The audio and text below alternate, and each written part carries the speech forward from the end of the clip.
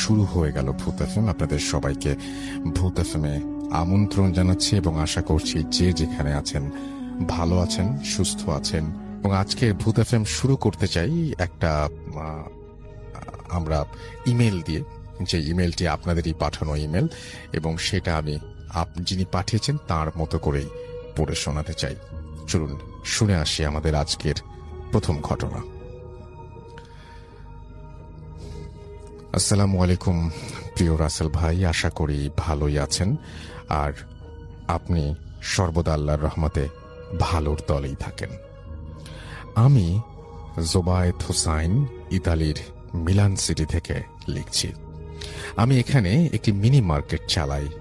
কর্মসুবাদে আমার মিনি মার্কেটটি যে অ্যাপার্টমেন্টে রয়েছে তার ওপরে লোকদের সাথে স্বাভাবিকভাবেই বেশ ভালো রিলেশন। আমি সরাসরি ঘটনায় চলে যাচ্ছি। আমাদের মিনি মার্কেটের ওপর তলায় আমার এক ক্লায়েন্ট রয়েছে, যিনি একটা অন্য দেশের নাগরিক, ইকুয়েডরের নাগরিক, এবং তার নাম জুলিও। এমনিতে ও রাতে জব করত জানতাম, তবে কোথায় কি জব করত অত বিস্তারিত জানতাম না। ওর ডিউটি ছিল খুবই দীর্ঘ, প্রতিদিন সন্ধ্যা 7টা থেকে কিংবা 8টায় যেত আর ফিরত পরের দিন দুপুর 12টায় কিংবা 1টায়। ও কাজে যাবার সময় আমার মিনি মার্কেট থেকে কোমল পানীয়, জুস কিংবা অন্য সফট ড্রিঙ্কস কিনে নিয়ে যেত। গত সপ্তাহে একদিন কাজ থেকে ফিরে জুস কিনে বাসায় ফেরার সময় ওর সাথে থাকা ব্যাগটি আমার ক্যাশের সামনে ভুল করে রেখে যায়। পরবর্তীতে আমি ব্যাগটি পেয়ে একপাশে রেখে দিই। আমি ভেবেছি হয়তো অন্য কেউ রেখে গেছে, পরে হয়তো নিতে আসবে। তবে ব্যাগটি পাশে রাখার সময় আমি ব্যাগটি একবার খুলে দেখি এর মধ্যে কি আছে, কোনো আইডেন্টিফিকেশন বা আইডেন্টিফাই করার মতো কোনো কিছু আছে কিনা, বা অবৈধ কিছু কেউ রেখে গেল কিনা।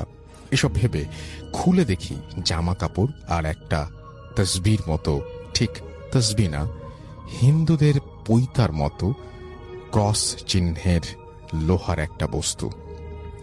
আমি ভাবলাম হয়তো হবে কোনো খ্রিস্টান ধর্মের অনুসারী, হয়তো সে এগুলো দিয়ে তার ধর্মের চর্চা করে। ঠিক 2 দিন পর ওই ইকুয়েডরের লোকটি সকালে আমার দোকানে আসে কিছু কেনার জন্য। তখন আমার ক্যাশের পেছনে ব্যাগটি দেখতে পেয়ে বলে যে ব্যাগটি আমি এখান থেকে এখানে ফেলে গেছি, অথচ বাসায় খুঁজে অস্থির, গতকাল কাজেও যেতে পারিনি এর জন্য। আমি বললাম, ব্যাগ ছাড়া কাজে যেতে সমস্যা কি? আর আমি ব্যাগটি খুলে চেক করেছি যে কার বা কি কে রেখে গেছে। আমি তো দেখলাম জামা কাপড়, ক্রস টাইপের কিছু। ও তখন ব্যাগটা হাতে নিয়ে আমার সামনে আবার খুলে 2-3টা জিনিস বের করলো। ক্রস ছাড়াও আরো মালা ধাঁচের কিছু আছে, বলে যে এগুলো ছাড়া কাজে যাওয়া যায় না। আমি শুনে কিছুটা অবাক হলাম আর দুষ্টামি করে বললাম যে তুমি কি জাদু টোনা করো নাকি? ও হেসে বলল, না, জাদু টোনা করার সামর্থ্য আমার নেই। আমি যেই হাসপাতালে জব করি ওখানে রাতের ডিউটিতে সমস্যা হয়, তাই সেফটির জন্য এইগুলো রাখি। আমি শুনে কিছুটা অবাক হলাম, আবার আগ্রহ বাড়ল শোনার। মনে মনে আপনাদের ভূত এফএমের কথা মনে পড়ল। আমি প্রায়, আপনি বলে থাকেন আমাদের আশেপাশে যাদের অভিজ্ঞতা আছে এইসব ভৌতিক ঘটনার, সেগুলো আপনাদের সাথেই শেয়ার করতে। ঠিক তেমনি আমি ওকে খুব করে অনুরোধ করলাম শোনানোর জন্য। ও প্রথমে বলে যে প্রাইভেসির জন্য এসব ঘটনা বাইরে বলা নিষেধ। ওদের যে ডিরেক্টর তিনি এগুলো বাইরে প্রকাশ করতে বারণ করেছেন।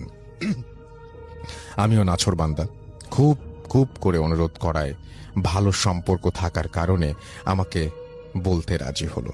আমি মূল ঘটনায় যাচ্ছি। এটি মিলানের বেরগামো শহরের একটি হাসপাতাল। আপনি স্থানটি উল্লেখ করবেন না অনুগ্রহ করে। আমি করে ফেলেছি কারণ আপনি আগে লিখেছেন, এই কথাটা আগে লিখতে হবে যে এটা উল্লেখ করা যাবে না, তাহলে পরের অংশটুকু উল্লেখ করতাম না। ওর ভাষ্যমতে ওই হাসপাতালে সাধারণত যারা কোমায় চলে যায় কিংবা মৃত্যুর দিনক্ষণ সন্নিকটে এসেছে, অর্থাৎ যারা ডাক্তারের চিকিৎসায় নিয়ন্ত্রণের বাইরে চলে যায়, তাদের জন্যই ব্যবস্থা। জুলিও আমায় বলল যে প্রথম প্রথম বেশ কিছুদিন কাজ খুঁজেছি, কিন্তু আমার জন্য দুষ্কর হয়ে যায়। প্রায় দীর্ঘ 7-8 মাস পর 2017 ফেব্রুয়ারির দিকে হাসপাতালে একটা জব পেয়ে আমি বেশ আনন্দিত ছিলাম। আমার কাজ ছিল রোগীদের রুমে গিয়ে চেক করা, ময়লা আবর্জনা পরিষ্কার, কোনো রোগী মারা গেলে তাকে ডোম ঘরে নিয়ে যাওয়া। আমি শুনেছিলাম যে আমার স্থানে যে কাজ করত তাকে বহিষ্কার করা হয়েছে, তবে কি কারণে হয়েছে জানতাম না। চাকরির প্রথম 2 সপ্তাহ আমার দিনের ডিউটি ছিল, তৃতীয় সপ্তাহ থেকে আমার রাতে ডিউটি পড়ে। আমার এক কলিগ রাতে আমায় বলল যে, প্রিয় লিসেনার্স, এই এপিসোডে আপনারা শুনবেন গ্রামের ভয়ঙ্কর ঘটনাগুলো। এছাড়াও আরো অনেক ঘটনা শুনতে পাবেন। শুধুমাত্র বাছাইকৃত ভয়ঙ্কর ঘটনাগুলো দিয়ে সাজানো হয়েছে আজকের এপিসোড। আপনারা যারা বাছাই করা ঘটনাগুলো শুনতে চান তারা অবশ্যই এই চ্যানেলটি সাবস্ক্রাইব করে পাশে থাকুন। আর ইতিমধ্যে যারা সাবস্ক্রাইব করেছেন তাদেরকে জানাই অসংখ্য ধন্যবাদ। এই চ্যানেলে অসংখ্য ঘটনা পাবলিশ করা আছে, আপনারা চাইলে সেই ঘটনাগুলো শুনে আসতে পারেন। আমরা প্রতিদিন রাত 10টায় এই চ্যানেলে নতুন নতুন ঘটনা পাবলিশ করি। তো চলুন আজকের ভিডিওতে যে ঘটনাগুলো শেয়ার করেছি প্রথম থেকে শেষ পর্যন্ত শুনে আসি।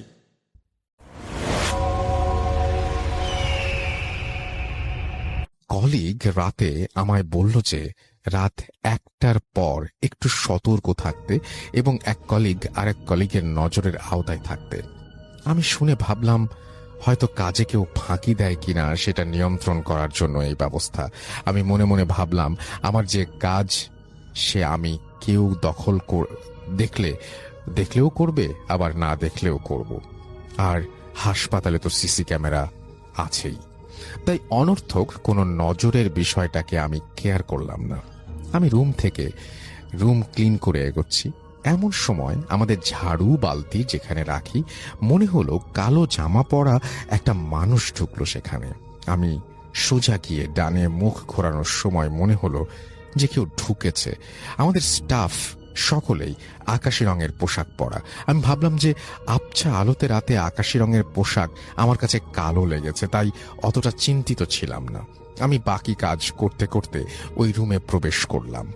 হয়তো আমার ধারণা ছিল আমার কোনো কলিগকে দেখতে পাবো। আমি দরজা খুলে লাইট সুইচ টিপলাম, কিন্তু আলো জ্বলে না। কিন্তু করিডোরের আলোতে কিছুটা দেখা যায় ভেতরে, অনুমান করার মতো আলো। আমি বালতিগুলো ভরে রাখতে আমার কাছে ভীষণ এক ঠান্ডা অনুভব হলো।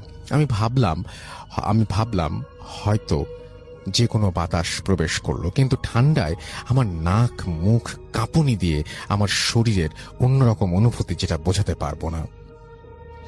আমি কিছুক্ষণ স্থির হয়ে দাঁড়িয়েছিলাম আর ভাবছিলাম যে এটা স্বাভাবিক কোনো বাতাস না। আমার তখন স্পষ্ট মনে আছে যে আমার ঠিক পেছনে দরজা, যেখান দিয়ে করিডোরের আলো আসছিল, কিন্তু ফিল হচ্ছিল যেন রুমে কোনো দরজা নেই। আমি যেদিকেই ঘুরি হাত দিলে কেবল দেয়াল স্পর্শ লাগে, আর দরজা ঠিক আমার পেছনে। আমি প্রায় 4 দিকেই ঘুরছি, একই অবস্থা, দরজা ঠিক আমার পেছনে। আমি টেনশন আর ভয় মিলিয়ে বসে পড়লাম ফ্লোরে। এমন সময় আমার 2 জন কলিগ একসাথেই এসে রুমের দরজা খুলে লাইট জ্বালায়, আর আমাকে তারা নাকি ফ্লোরে বসে দুলতে দেখেছিল। জুলিও আমাকে আমার দোকানে বসে কেমন করে দুলছিল সেটা অভিনয় করে দেখালো, ঠিক যেভাবে মাদ্রাসার ছাত্ররা পড়ার সময় দোলে। এরপর কলিগ আমাকে তুলে আরেকটা রুমে গিয়ে তৎক্ষণাৎ কিছু বলেনি, শুধু বলল, তোমাকে না সবসময় কারো চোখের সামনে থাকতে বলেছিলাম, একা একা কি করছো এখানে? এখন কি একটু ঠিক আছো? আমি মনে মনে বললাম যে না, যদি বলি চাকরিটায় আনফিট বলে ডিসমিস করে দেয় কিনা। বললাম হ্যাঁ ঠিক আছি, গায়ে একটু জ্বর জ্বর ভাব, তাই হয়তো পড়ে গেছি। আমার ওই ঠান্ডা বাতাসটাকে মনে হয়েছিল জ্বর হবার পূর্বে মানুষের একটু ঠান্ডা আর কাঁপুনি দেয়। আমার কলিগরা কপালে হাত দিয়ে বলল, কই না তো, হয়তো ক্লান্ত, যাও আমাদের রেস্ট রুমে একটু জিরিয়ে নাও। এরপর আমাকে 2 দিনের বিশ্রাম দেয়া হয়। তখন অবধি আমাকে কেউ জানায়নি যে ওখানে সমস্যা হয়। দুদিন পর যখন আবার ওখানে যাই, আমি দিনের বেলা বাসা থেকে ঘুমিয়ে সুন্দর প্রিপারেশন নিয়ে গিয়েছি যে নতুন জব যদি সমস্যা হয়। ওই দিন ও আমায় বলল যে রাতে সতর্ক থেকো, কারো চোখে চোখে থেকো। আমি ভাবলাম মৃত্যুশায়ী অথবা একদম মুমূর্ষ রোগী থাকে, তাই হয়তো এমন কিছু বলছে। কখন কোন বেডে ইমার্জেন্সি দরকার পড়ে তাই হয়তো এই ব্যবস্থা। আমি হয়তো নিজের কাজ স্বাধীনভাবে করার চেষ্টা করতাম, যে যে দায়িত্ব তা পুরো করা রিল্যাক্স মুডে। ওই দিন তেমন কিছু ঘটল না। ঘটনা ঘটল এর ঠিক 2 দিন পর। ওই দিন সন্ধ্যায় একে একে 5 জন মানুষ মারা গিয়েছে, তাই কাজের চাপও একটু বেশি। 2 জনের আত্মীয় স্বজন এসেছে, আর বাকি 3 জনের কেউ আসেনি খবর নিতে। হয়তো কাল বা পরশু আসবে। আমি আর কলিগরা মিলে লাশগুলো ডোম ঘরে নিয়ে গেছি। রাত তখন 2:30 মতো। আমার ভীষণ বাথরুম চেপেছে। আমি যথারীতি বাথরুমে গিয়ে বাথরুম করছি। হসপিটালের বাথরুমের কমোডের সাথেই বা দিকে একটা জানালা, কাঠের মধ্যে কাচ বসানো জানালা। আমার কাছে একটু অস্বস্তিকর লাগছে, হয়তো ওই বাইরের দিকে চোখ পড়াতে। বাথরুমের জানালাটা হাসপাতালের পেছনের দিকে একটা জঙ্গলের দিকে মুখ করা। আমি জুলিওকে বললাম যে হ্যাঁ, আমারও অত রাতে একা একা বাথরুমে গেলে জানালা খোলা রাখলে একটু ভয় ভয় করে, মনে হয় কেউ তাকিয়ে আছে কিংবা ভয় দেখায়। জুলিও আমার কথায় সায় দিয়ে বলল ঠিক ঠিক, আমারও এমনি মনে হয়। এরপর জুলিও বলল আমার জানালা হাত দিয়ে চেপে রেখেছি যেন না খুলে যায়। বাইরে হালকা বাতাস, তাই একটু টাইট করে বারবার খুলে যেতে চাচ্ছে। আর জানালা পুরোপুরি খোলার আগেই আমি আবার হাত দিয়ে চেপে ধরি। বাতাসের তীব্র গতি, আমার কাছে মনে হয় জানালার ফাঁকা দিয়ে শুধু বাতাস নয়, গ্যাস বের হলে যেমন শব্দ, ঠিক অমন শব্দে বারবার জানালা প্রেসারে ভেতরের দিকে খুলে যাচ্ছে। আমি নিজেকে একটু রিল্যাক্স ভাবে থাকার জন্য হালকা উঁচু হয়ে ছিটকিনিটা লাগিয়ে দিই। এমন সময় বাইরে কারো প্রেজেন্স আমি ফিল করি। জানালার কাঁচ ছিল কিছুটা ঘোলাটে, ট্রান্সপারেন্ট টাইপের। কারো মুখ এবং নাক কাচের সাথে লাগিয়ে রেখে থাপ্পড় দিচ্ছে জানালার কাছে, আর ভয়ঙ্কর স্বরে একটা চিৎকার। আমার কাছে মনে হলো যেন জানালার ছিটকিনি লাগানোতে ওই জিনিসটা খুব খুশি হয়নি, আমাকে ভয় দেখাতে পারছে না। আমি ওই জানালার জিনিসটার চিৎকার শুনে প্রচন্ড ভয়ে আমার কলিগদের ডাকার জন্য বা বাঁচাও বলে চিৎকার দেওয়ার জন্য চেষ্টা করছি, কিন্তু আমার কাছে মনে হচ্ছে যেন আমি বোবা। শুধু আর্তনাদজনিত শব্দ বের হয় গলা দিয়ে, কিন্তু বোঝার মতো কোনো শব্দ বের হচ্ছে না। আমি ওই জিনিসটা কাচের সাথে মুখ চাপ দিয়ে রেখেছেই এবং সরানোর জন্য আমি যেই না থাপ্পড় দিচ্ছে আর গোঙানির মতো চিৎকার করছে। আমি প্রচন্ড ঘেমে আধা টয়লেটরত অবস্থায় ওখান থেকে লাফ দিয়ে দূরে সরে যাই। আমি জানালার দিকে তাকিয়ে যখন দেখতে পেলাম ওটা বাম দিকে আস্তে আস্তে চিৎকার করতে করতে সরে পড়লো। আমার বাথরুমের দরজায় আমার কলিগরা আমায় ডাকছে আর বলছে যে আমি কি ভেতরে, আমি কি ঠিক আছি। আমি নিজেকে পরিষ্কার করে চোখ মুখে পানি দিয়ে বের হলাম, আর বাইরে এসে তাদের কথা শুনছি যে 5-6 মিনিট ধরে আমি ভেতরে অদ্ভুত শব্দ করছি। তারা আমাকে ডাকছে, কিন্তু আমি কোনো উত্তর না দিয়ে কেবলই শব্দ করে যাচ্ছি।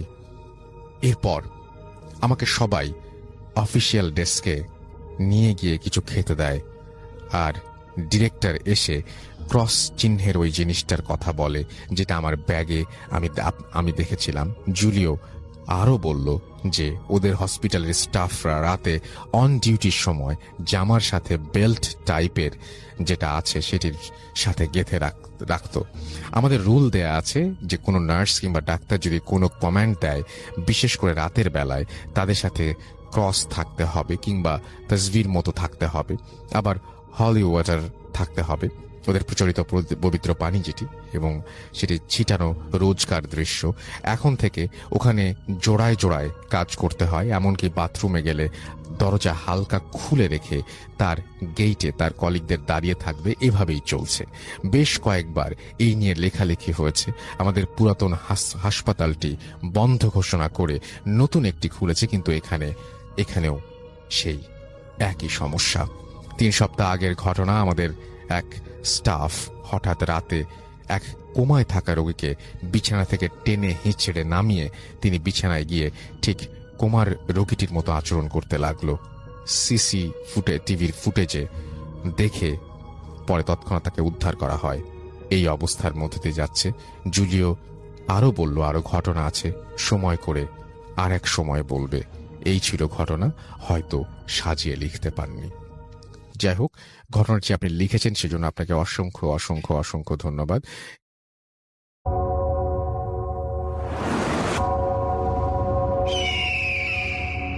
Welcome back.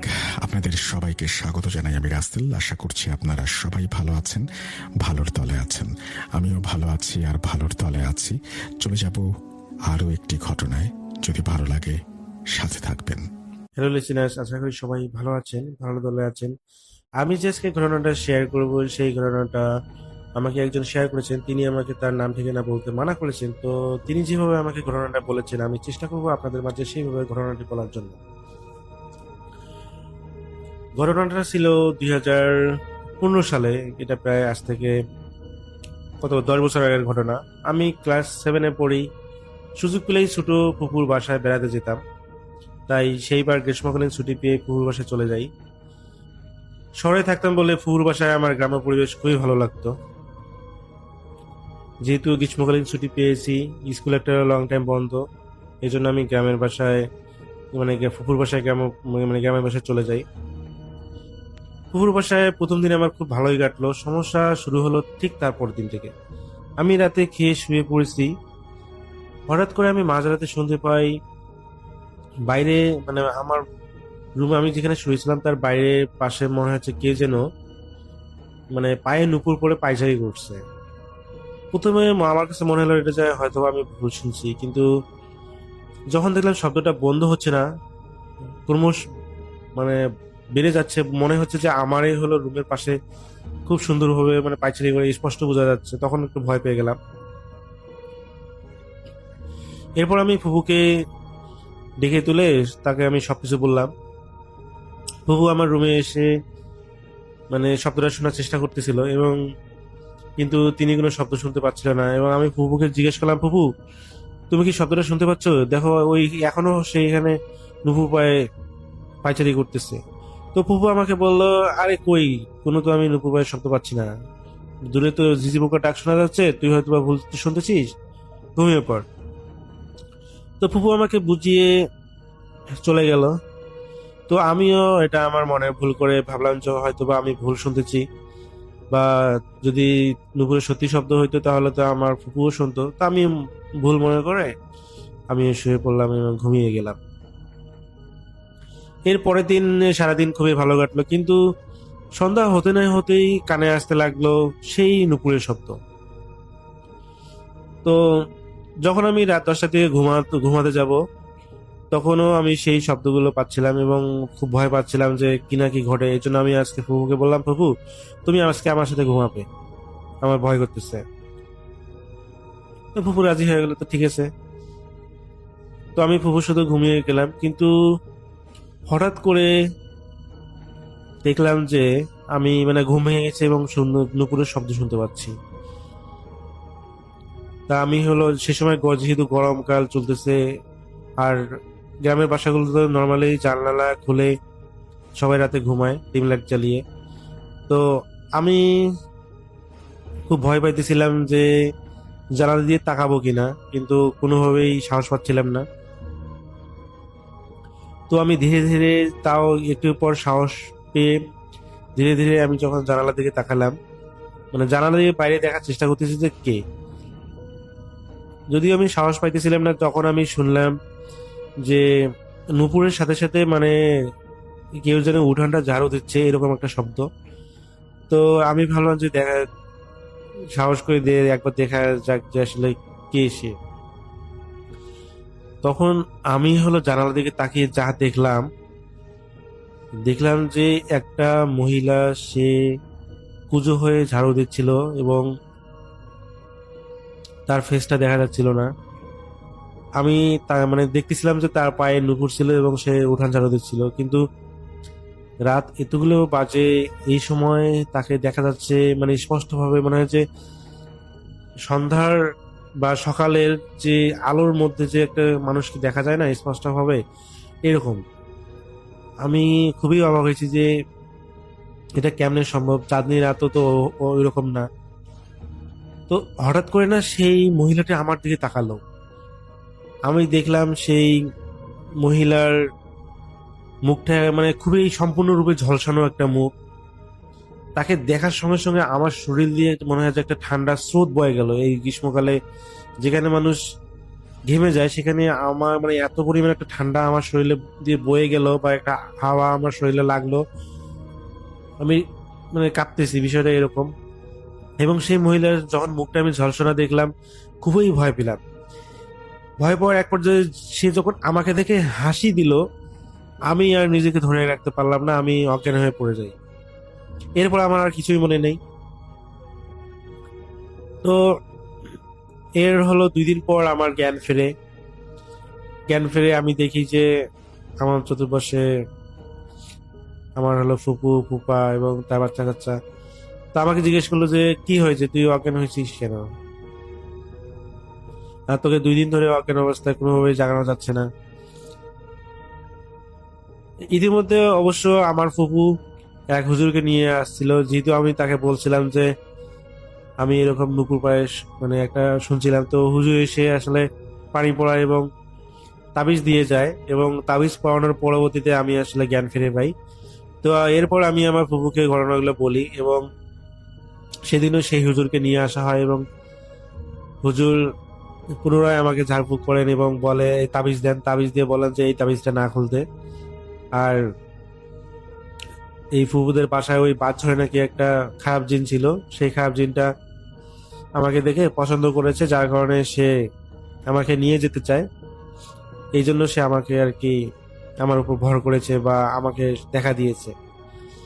তো এরপরে আমি হলো শহরে চলে যাই, এবং শহরে যাওয়ার পর অনেকদিন পর ভুলে যাই। মানে অনেকদিন হয়ে যাওয়ার পর আমি এই বিষয় গ্রামের বিষয়গুলো ভুলে যাই। এরপর একদিন আমি তাবিজটা খুলে ফেলে দেই। যেহেতু আমি শহরে বড় হয়েছি, এগুলো ভূত পেত তেমন বিশ্বাস করতাম না।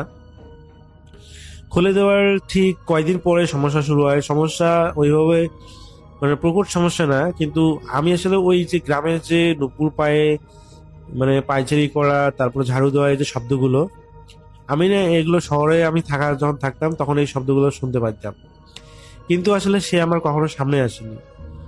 তো এইভাবে অনেকদিন চলছিল, পরে একসময় গিয়ে ঠিক হয়ে যায়, পরে আর সমস্যাগুলো তৈরি হয়নি। তো এই ছিল আমার ঘটনা। আমি জানি না আমি ঘটনাটি কতটুকু গুছিয়ে বলতে পেরেছি। তো যিনি আমাকে শেয়ার করেছেন, আমি তার মতো করে আপনাদেরকে বলার চেষ্টা করেছি। যদি ভালো লাগে থাকে অবশ্যই চ্যানেলটি সাবস্ক্রাইব করে সাথে থাকবেন। ধন্যবাদ সবাইকে।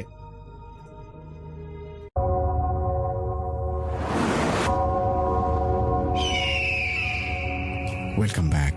আপনাদের সবাইকে স্বাগত জানাই আমি রাসেল। আশা করছি আপনারা সবাই ভালো আছেন, ভালোর তলে আছেন। আমিও ভালো আছি আর ভালোর তলে আছি। চলে যাব আরও একটি ঘটনায়। যদি ভালো লাগে সাথে থাকবেন।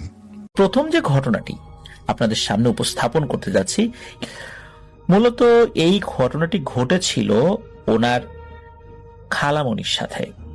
আর এই ঘটনাটির প্রত্যক্ষদর্শী এই নওশিনাপুর নানা, নানি, নওশিনাপুর আম্মু, অনেকেই।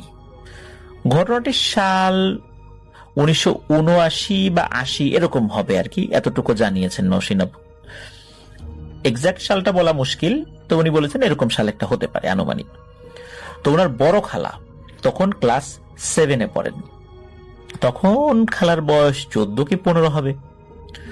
বগুড়া শহরের ঠনঠনিয়া এলাকার বটতলা নামক জায়গা থেকে কিছুটা দূরে বাড়ি ছিল তখন তাদের। তো বটতলা থেকে বাড়িতে হেঁটে যেতে বড় জোর সময় লাগতো 1 মিনিটের মতো। তখন কালী পূজার সময় ছিল। একদিন স্কুল থেকে ফেরার পথে এক প্রতিবেশীর থেকে ওই বটতলায় পূজার কথা শুনে এই খালামণি উনি চিন্তা করেছেন যে সে পুজো দেখতে আসবে। তো উনি কোন রকম খাওয়া দাওয়া বাড়ি থেকে করেই পুজোর আয়োজন দেখতে যাওয়ার জন্য তার মায়ের কাছে বায়না ধরে। এখন মেয়ে যাবে ওখানে, এই নওশিনাপুর নানুই একটু চিন্তা করছিলেন আর কি। তো যাই হোক, খুব করে বায়না ধরেছে। যদিও নিষেধ করেছিলেন যেতে, যে না এভাবে একা একা যাওয়ার দরকার নাই, কিন্তু খালা কোনো কথা না শুনে চলে যান ওই পূজার আয়োজন দেখতে। তো পূজা দেখে সেদিন বিকেল বেলা উনি অল্প সময় নিয়েছিলেন, বেশিক্ষণ সময় নেন নাই, গিয়েছেন, আবার ঠিকঠাক মতো বাড়িতে চলেও এসেছেন। কিন্তু এই খালামণি যখন বাড়িতে আসেন তখন এই নওশীন আপুর নানি খেয়াল করেন যে এই খালামণি উনি একটু খুঁড়িয়ে খুঁড়িয়ে হাঁটছেন। তখন নানি জিজ্ঞেস করেন যে কি ব্যাপার, তুই খোঁড়াচ্ছিস কেন? এই খালামণির নাম ছিল হচ্ছে গিনি। তো ওইভাবে বলেন যে কিরে গিনি, তুই এভাবে খুঁড়িয়ে হাঁটছিস কেন? তো এই গিনি খালামণি উত্তরে নানিকে বলেছিলেন, তেমন কিছু না মা, ওই পূজার মেলাতে গিয়ে কি যেন একটার সাথে ধাক্কা খাইলাম, কিসের সাথে যে ধাক্কা খাইলাম নিজেও বুঝতে পারলাম না, ভালো করে দেখলামও না। এরপরে আমার পায়ের এই বৃদ্ধাঙ্গুলিতে দেখলাম আঘাত লেগেছে, ভালো করে হাঁটতে পারছি না, পায়ে খুব ব্যথা, এই জন্য খোঁড়াচ্ছি। তো নানি বলবেন যে আচ্ছা ঠিক আছে, এইভাবে হাঁটাহাঁটি করিস না, একটু দেখে শুনে হাঁটাহাঁটি করবি। জাস্ট এতটুকুই, মানে এটা খুব যে একটা গুরুতর কোনো বিষয় এইভাবে কেউ চিন্তাও করেন নাই। পরের দিন পায়ের ব্যথায় এই গিনি খালামণির জ্বর চলে আসে। কয়েকদিনের মধ্যে অবশ্য সেই জ্বর ভালোও হয়ে যায়। ঘটনাটির শুরুটা কিন্তু আমরা এতক্ষণ বললাম, এবার আসেন ঘটনাটির কেন্দ্রে চলে যাই। এই পায়ের ব্যথায় জ্বরের কারণে 1-2 দিন স্কুল কামাই হলেও পা ব্যথা কমে গেলে আবার উনি স্কুলে যাওয়া শুরু করেন। তখনও কিন্তু পায়ের অবস্থা গুরুতর ছিল না। তো যেদিন উনি স্কুলে গিয়েছেন, তার একজন বান্ধবী দুষ্টমি করে তাকে হালকা ধাক্কা দিয়েছে। তো পায়ে আগের থেকেই তো একটু ব্যথা ছিল, যার ফলশ্রুতিতে ওই ধাক্কা খেয়ে উনি পড়ে যান, এবং পড়ে যাওয়ার পর আবার ওই ক্ষতযুক্ত বৃদ্ধাঙ্গুলিতেই উনি আবার ব্যথা পেয়েছেন।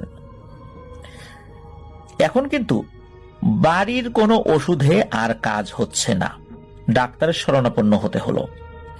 ডাক্তার কিছু ওষুধ দিলেও পায়ের আঙ্গুলের অবস্থা ক্রমশই খারাপ হতে লাগলো। একাধারে অনেক ডাক্তার দেখানো হলো, কিন্তু কোনো কিছুতেই কোনো কাজ হচ্ছিল না। এই অবস্থা চলতে চলতে কিছুদিন পর হঠাৎ একদিন গিনি খালামণি স্বপ্ন দেখলেন। স্বপ্নটা ছিল এমন, বিশাল দেহী একজন মহিলা, দেখতে খুবই বিদঘুটে রকমের, কালো, কপালে একটা লাল টিপ, পরনে ছিল কালো শাড়ি, এই শাড়ির আবার ছিল লাল পাড়, চুলগুলো ছেড়ে দিয়ে ওই যে বটতলা যেখানে পূজা হয়েছিল ওই বটতলার ওই বট গাছের উপরে একটা ডালে বসে আছে। আর সেই অবয়বটি রাগান্বিত স্বরে চিৎকার করতে করতে এই গিনি খালামণিকে বলছেন, কিরে পাপি, চিনতে পারছিস আমাকে? আমি সেই যার চুলের সঙ্গে ধাক্কা লেগেই আজ তোর এই অবস্থা। আমার চুলে পা দিয়ে কাজটা তুই ভালো করিস নাই, তোকে শাস্তি পোহাতে হবে, আমি তোকে ছাড়ব না। আরে শাস্তি কি জানিস? শাস্তি হলো মৃত্যু। তোকে আমি নিয়েই যাব, তোকে আমি বলি দেব। এই বলে ওই মূর্তিটি হা হা করে অট্ট হাসিতে ফেটে পড়ল। খালামণি তো ঘুমের ঘরে জিনিসটা দেখে চোখ খুলে উনি দেখেন যে উনি তার বিছানাতেই আছেন, তার সারা শরীর ঘেমে একদম শেষ, মনে হচ্ছে ঘেমে গোসল হয়ে গেছে একদম। তো এই স্বপ্নটা উনি দুঃস্বপ্ন ভেবেই উড়িয়ে দিলেন। পরের দিন সকালে ওই স্বপ্ন সম্পর্কে এই গিনি খালামণি নানিকে জানান ব্যাপারটা। স্বপ্নটা দেখার পর থেকেই মূলত এই পরিবারে এক কালো অধ্যায়ের সূচনা হয়। কেন জানি ধীরে ধীরে খালামণি বদলে যেতে লাগলেন।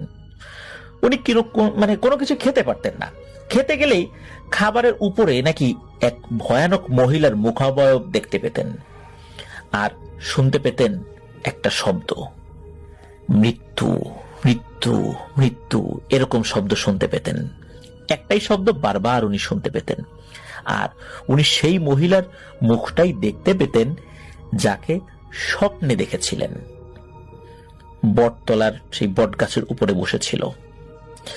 আর ওই খাবার খেতে বসলে শুধু যে ওই মৃত্যু মৃত্যু শব্দটাই শুনতেন বিষয়টা এমন নয়, সেই শব্দের পরে এক অট্ট হাসিও শুনতে পেতেন, যেটা অন্য কেউ শুনতে পেত না।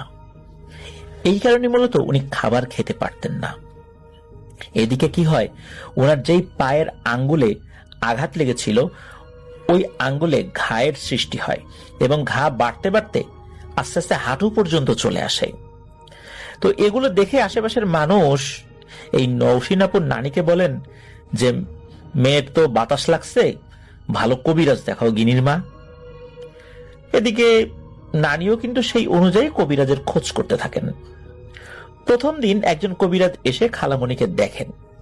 তো কবিরাজ যেই না খালামণির বাম হাতের কনিষ্ঠ আঙ্গুল ধরে তখনই খালামণির ভয়েস চেঞ্জ হতে থাকে। ওনার উপর সেই পিশাচটা ভর করে আর ভয়ঙ্কর শব্দে কথা বলা শুরু করে। কবিরাজ বলে, এই কে তুই? কোথা থেকে ধরেছিস সেই মেয়েকে? আর কি জন্য ধরেছিস? ওর অপরাধ কি? খালামণির গলায় সেই পিশাচ বলে ওঠে, আমি বটতলার ওই বট গাছে থাকি। কালী পূজার দিন আমার পূজার স্থানে আমি যাব, আমি স্নান করে সবেমাত্র চুল বিছিয়েছি আর এই মেয়ে এসে আমার চুলে পা দিয়েছে। তাই আমি রাগে আমার চুল দিয়েই ওকে ধাক্কা দেই আর ও পড়ে যায়। ওর শাস্তি কিন্তু এখনো হয় নাই, শাস্তি কেবল শুরু, আর ওর শাস্তি হলো মৃত্যু। এই কথা বলার পর খালামণির ভিতরে থাকা ওই পিশাচ রাগে গজগজ করতে থাকে, এক ধরনের ভয়ঙ্কর শব্দ করতে থাকে। খালামণিকে দেখা শেষে ওই কবিরাজ বাড়ির সকলকে বলেন, আপনাদের মেয়েকে খুবই ভয়ঙ্কর এক পিশাচিনী ধরেছে। এই পিশাচিনী কালী সাধক, ও ভয়ঙ্কর ব্ল্যাক ম্যাজিক জানে। আমি আপাতত কিছু পানি পড়া দিচ্ছি আর তার সঙ্গে কিছু পড়া তেল দিচ্ছি, যেটা ওর সমস্ত শরীরে বিশেষ করে পায়ের অংশে লাগাবেন, আর পানি পড়া দিয়ে 7 দিন গোসল করাবেন। আমি আপাতত বাড়ি বন্ধ করে যাচ্ছি, 7 দিন পর আমি আবার আসব। তো 7 দিন কিন্তু গিনি খালামণি ভালোই ছিলেন।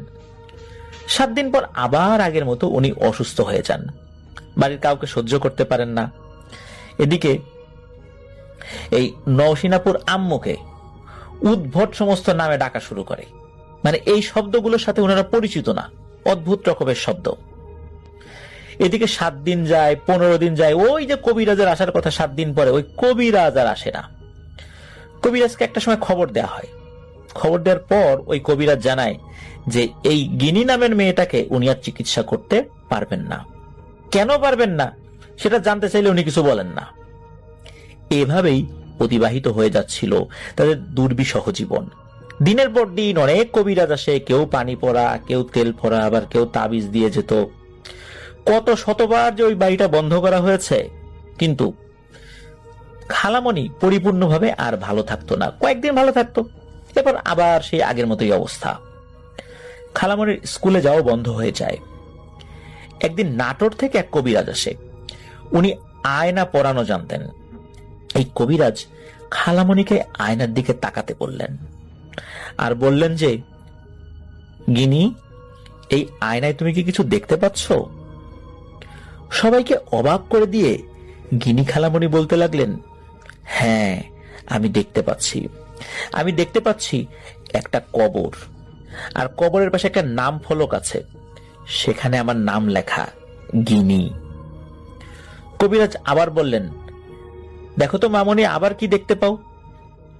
গিনি খালামণি আবার সেই একই উত্তর দিল যে একটা কবর, সেই কবরে একটা নাম ফলক, নাম ফলকে আমার নাম লেখা, গিনি। তৃতীয়বার কবিরাজ আবার বললেন যে দেখো তো মামনি, আবার কি দেখতে পাও? তখন খালামণি বলল, না, এখন তো আর কিছুই দেখতে পাচ্ছি না। কবিরাজের মুখ একদম ফ্যাকাশে হয়ে গেল, খুব চিন্তিত হয়ে পড়লেন। কবিরাজ শুধু এতটুকুই বললেন, আসলে অনেক দেরি হয়ে গেছে, আল্লাহকে ডাকেন, আমার হাতে এখন আর চিকিৎসা করার মতো কোনো বিদ্যা বুদ্ধি নাই, আমার জারি জুরি সব শেষ, এখন আল্লাহ পারেন এই মেয়েটাকে সুস্থ করতে। পরিবারের সকলের তো মন খারাপ হয়ে গেল কবিরাজের এমন কথা শুনে। এরই মধ্যে দিনের বেলা একটা ভয়ানক ঘটনা ঘটে। পরিবারের সবাই বসে আছে বাড়ির বারান্দায়। হঠাৎ করে ধপাস করে একটা শব্দ হয়। এই শব্দের পরে দেখা যায় যে উঠোনের মাঝখানে কোথা থেকে মোটা কালো একটা সাপ যেন ধপাস করে পড়েছে। আর এটা পড়ার পরই ওই সাপটা আবার অদৃশ্য হয়ে যায়।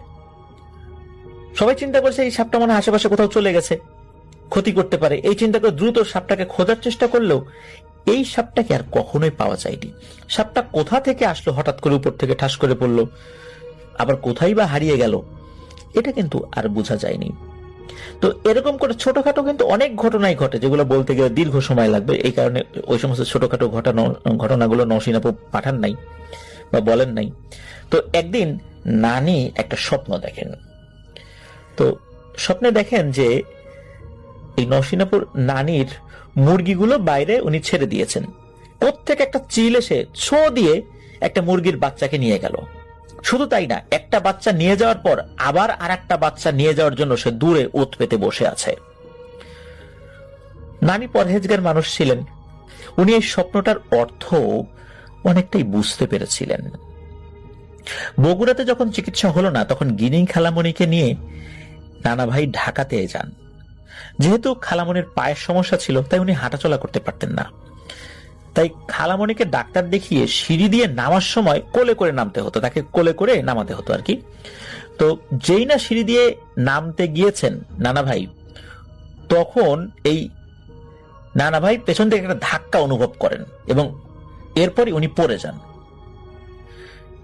এটাই যে খুব বড় ক্ষতি হয়েছে বিষয়টা এরকম না, কিন্তু এই ঘটনারই সামান্য অল্প সময় পরেই আর একটা ভয়ানক ঘটনা ঘটে। সেটা হচ্ছে যখনই ওনারা রাস্তায় বের হয়েছেন, হঠাৎ করে বেশ বড় একটা গাড়ির সামনে ওনারা পড়ে যান। কিন্তু গাড়িটা হার্ড ব্রেক করেছিল, আর কয়েক ইঞ্চি যদি আগাতো গাড়িটা ব্রেক করার পরেও, তাহলে ভয়ঙ্কর একটা ধাক্কা লাগতো, আর ওখানে একদম স্পট ডেথ হওয়ার সম্ভাবনা খুব বেশি ছিল। ওই যাত্রায়ও আল্লাহ তাদেরকে বাঁচিয়ে নেন। অন্যদিকে এইবার ঢাকার ওই যে ডাক্তারকে দেখাতে এসেছিলেন, ডাক্তার পরবর্তীতে জানিয়ে দেন যে এই মেয়ের চিকিৎসা উনি করতে পারবেন না। কেন করতে পারবেন না? এটা কেমন কথা? অনেক অনুরোধ করার পরেও ডাক্তার এই মেয়েটার কোনো চিকিৎসা করবে না বলে জানিয়ে দেন। ডাক্তার বলেন যে যেই দিন ওই মেয়েটাকে উনি দেখেছেন, ওই রাত্রেই একটা ভয়ানক স্বপ্নেও উনি দেখেন। স্বপ্নের মধ্যে উনি দেখেন খুবই রাগান্বিত একজন ভয়ানক মহিলা, কালো কুচকুচে চেহারা। এই মহিলাটি ডাক্তারকে বলছে যে বগুড়া থেকে যেই মেয়েটা এসেছিল, এই মেয়ের যদি তুই চিকিৎসা করিস, তুই তো শেষ হবি, তোর বংশকে আমি নির্বংশ করে দেব। প্রথমে তোকে মারবো, তারপর তোর ছেলেকে মারবো, তারপর আর যারা আছে তাদেরকে মারবো। সুতরাং এর চিকিৎসা করবি না। ডাক্তার এই ধরনের স্বপ্ন দেখার পর উনি এই কারণেই এই গিনি খালামণির চিকিৎসা করতে অপারগতা প্রকাশ করেন। একজন ডাক্তার এই ধরনের স্বপ্ন দেখে উনি অপারগতা প্রকাশ করবেন, বিষয়টা খুবই অন্যরকম হলেও এটাই সত্য। এইভাবে কেটে যাচ্ছিল দিন। দীর্ঘ 11টি মাস কেটে যায়। খালামণি আস্তে আস্তে অসুস্থ হতে থাকেন। ধীরে ধীরে উনি একদম বিছানা থেকেই আর উঠতে পারেন না, একদম শয্যাশায়ী হয়ে যান। প্রায় 1 বছরের কাছাকাছি হয়ে যাচ্ছে।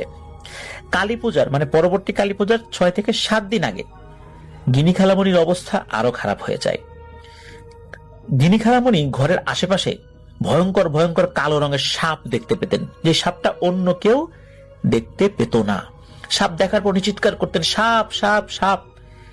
আশেপাশের লোকজন চলে আসতো, কিন্তু অন্য কেউ সাপ দেখতে পেত না। আর এদিকে উনি তো খেতেও পারতেন না। খেতে না পেরে আস্তে আস্তে তার শরীর শুকিয়ে একদম জীবন্ত কঙ্কালের মতো হয়ে যায়। এর মাঝে চলে আসছে কুরবানির ঈদ। কুরবানি ঈদের আর মাত্র 2 দিন বাকি। তো খালামণির জন্য এই নওশীন আপুর নানা লুকিয়ে লুকিয়ে কাঁদতে কাঁদতে ওনার চোখের কোনায় ঘা হয়ে গিয়েছিল। মানে এতটা কান্নাকাটি উনি করেছিলেন। নানার কান্না করা দেখে এই গিনি খালামণি বলতে লাগলেন, আব্বা আর মাত্র 2 দিন, 2 দিন পর সব ঠিক হয়ে যাবে, কান্না করেন না। ঈদের 2 দিন আগেই ছিল কালী পূজা। যেদিন কালী পূজার বলিদান হয়, ঠিক ওই দিন খালামণি নানা ভাইকে বলতে লাগলেন যে আব্বা, রান্নাঘর থেকে বটি নিয়ে আসেন তো। তো নানা ভাই উত্তরে বললেন, কেন মা, বটি দিয়ে কি করবা? তখন গিনি খালামণি বললেন, বটি নিয়ে এসে আমাকে আপনি বলি দেন, আমার খুব কষ্ট হচ্ছে, আর বাঁচতে ইচ্ছে করছে না। তার কথা শোনার পর বাড়ির সকলে বুঝতে পারেন ভয়ানক কিছু একটা হতে যাচ্ছে। তখন সবাই মিলে কোরআন তেলাওয়াত করা শুরু করেন, কিন্তু লাভ হয় না। শেষ পর্যন্ত সেই ভয়ঙ্কর পিশাচিনীটাই সফল হয়। খালামণির মৃত্যু হয়। মারা যাওয়ার আগে খালামণি প্রচন্ড কষ্ট পেয়েছিলেন। মারা যাওয়ার আগে একটা কথা বলেছিলেন নানা ভাইকে, সেটা হচ্ছে, আব্বা, কাজলকে যেন কখনো পানিতে নামতে না দেয়া হয়। এই কথাটা কেন বলেছিলেন সেটা আর জানা যায়নি। এই কাজল হচ্ছে এই নওশিন আপুর আম্মু। এটি ছিল ঘটনা।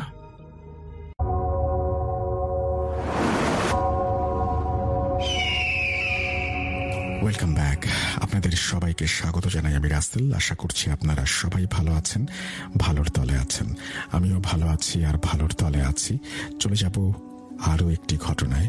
যদি ভালো লাগে সাথে থাকবেন। আসসালামু আলাইকুম, আমি শাওন। আজকে আমি আপনাদের সাথে যে ঘটনাটি শেয়ার করব, এই ঘটনাটি আমাদের পাঠিয়েছেন মানিকগঞ্জের হরিরামপুর থেকে মারুফ ভাই। মারুফ ভাই আমাদের যে ঘটনাটি পাঠিয়েছেন, এই ঘটনাটি সে সময়কার যখন বাংলাদেশের বেশিরভাগ গ্রামেই কোনো বিদ্যুৎ ছিল না। এই ঘটনাটির সময়কাল 1965 বা তার কিছু আগের। এই ঘটনাটি মারুফ ভাই শুনেছেন তার নানির কাছ থেকে। আমরা সরাসরি মারুফ ভাইয়ের এই ঘটনায় চলে যাই। মারুফ ভাইয়ের নানির এলাকা ছিল এই হরিরামপুরেরই একটি গ্রামে। সেই গ্রামের অর্ধেক বর্তমানে নদীতে বিলীন হয়ে গেছে, আর বাকি অর্ধেক বর্তমানেও কোনোভাবে টিকে আছে। এটা সে সময়কার ঘটনা যখন মারুফ ভাইয়ের নানির বাবার বয়স 40 কি 45 বছর এবং মারুফ ভাইয়ের নানির বয়স 15-16 বছর। মারুফ ভাই তার নানির বাবাকে বড় বাবা বলে ডাকেন। আমরা এখানে তাকে বড় বাবা বলে সম্বোধন করব। সে সময় মানুষের যাতায়াতের একটা প্রধান মাধ্যম ছিল নদীপথ। মারুফ ভাইয়ের নানির বাবা অর্থাৎ মারুফ ভাইয়ের বড় বাবা একবার চিন্তা করেন তার এক বন্ধু আছে ফরিদপুরে, তিনি তার সেই বন্ধুর সাথে দেখা করবেন। তার বড় বাবার বন্ধুর বাড়ি ছিল ফরিদপুরের কোন একটি গ্রামে, আমরা সেই গ্রামের নামটি উল্লেখ করব না। মারুফ ভাইয়ের বড় বাবা সেদিন খুব সকালবেলায় তার পরিচিত এক মাঝিকে নিয়ে রওনা হয়ে যান ফরিদপুরের সেই গ্রামের উদ্দেশ্যে। তার ইচ্ছা ছিল তিনি আজকেই আবার ব্যাক করে চলে আসবেন। যেই কথা সেই কাজ, তিনি খুব ভোরেই তার পরিচিত এক মাঝিকে নিয়ে রওনা হয়ে যান ফরিদপুরের সেই গ্রামের উদ্দেশ্যে। প্রায় দুপুর বেলার দিকে তিনি তার সেই বন্ধুর বাড়িতে উপস্থিত হন। সেই বন্ধু মারুফ ভাইয়ের এই বড় বাবাকে দেখে খুব খুশি হয়, তাকে খুবই আদর যত্নে তার বাড়িতে নিয়ে ওঠায়। মারুফ ভাইয়ের বড় বাবার আগমন উপলক্ষে তার সেই বন্ধুর বাড়িতে বিশাল আয়োজন শুরু হয়। সে বাড়ির সবাই খুব খুশি ছিল। তারা পিঠা বানানো শুরু করে। সে সময় বাসায় অতিথি আসলে লোকজন পিঠা বানাতো, এটা এক ধরনের হয়তো তাদের সংস্কৃতির অংশ ছিল। তো সে সময় মারুফ ভাইয়ের বড় বাবা তার বন্ধুর সাথে সারাটা দিন আড্ডা দিলেন, তারপর ঘুরে ফিরে দেখলেন, সে পিঠা খেলেন। এভাবে প্রায় সন্ধ্যা হয়ে গেল।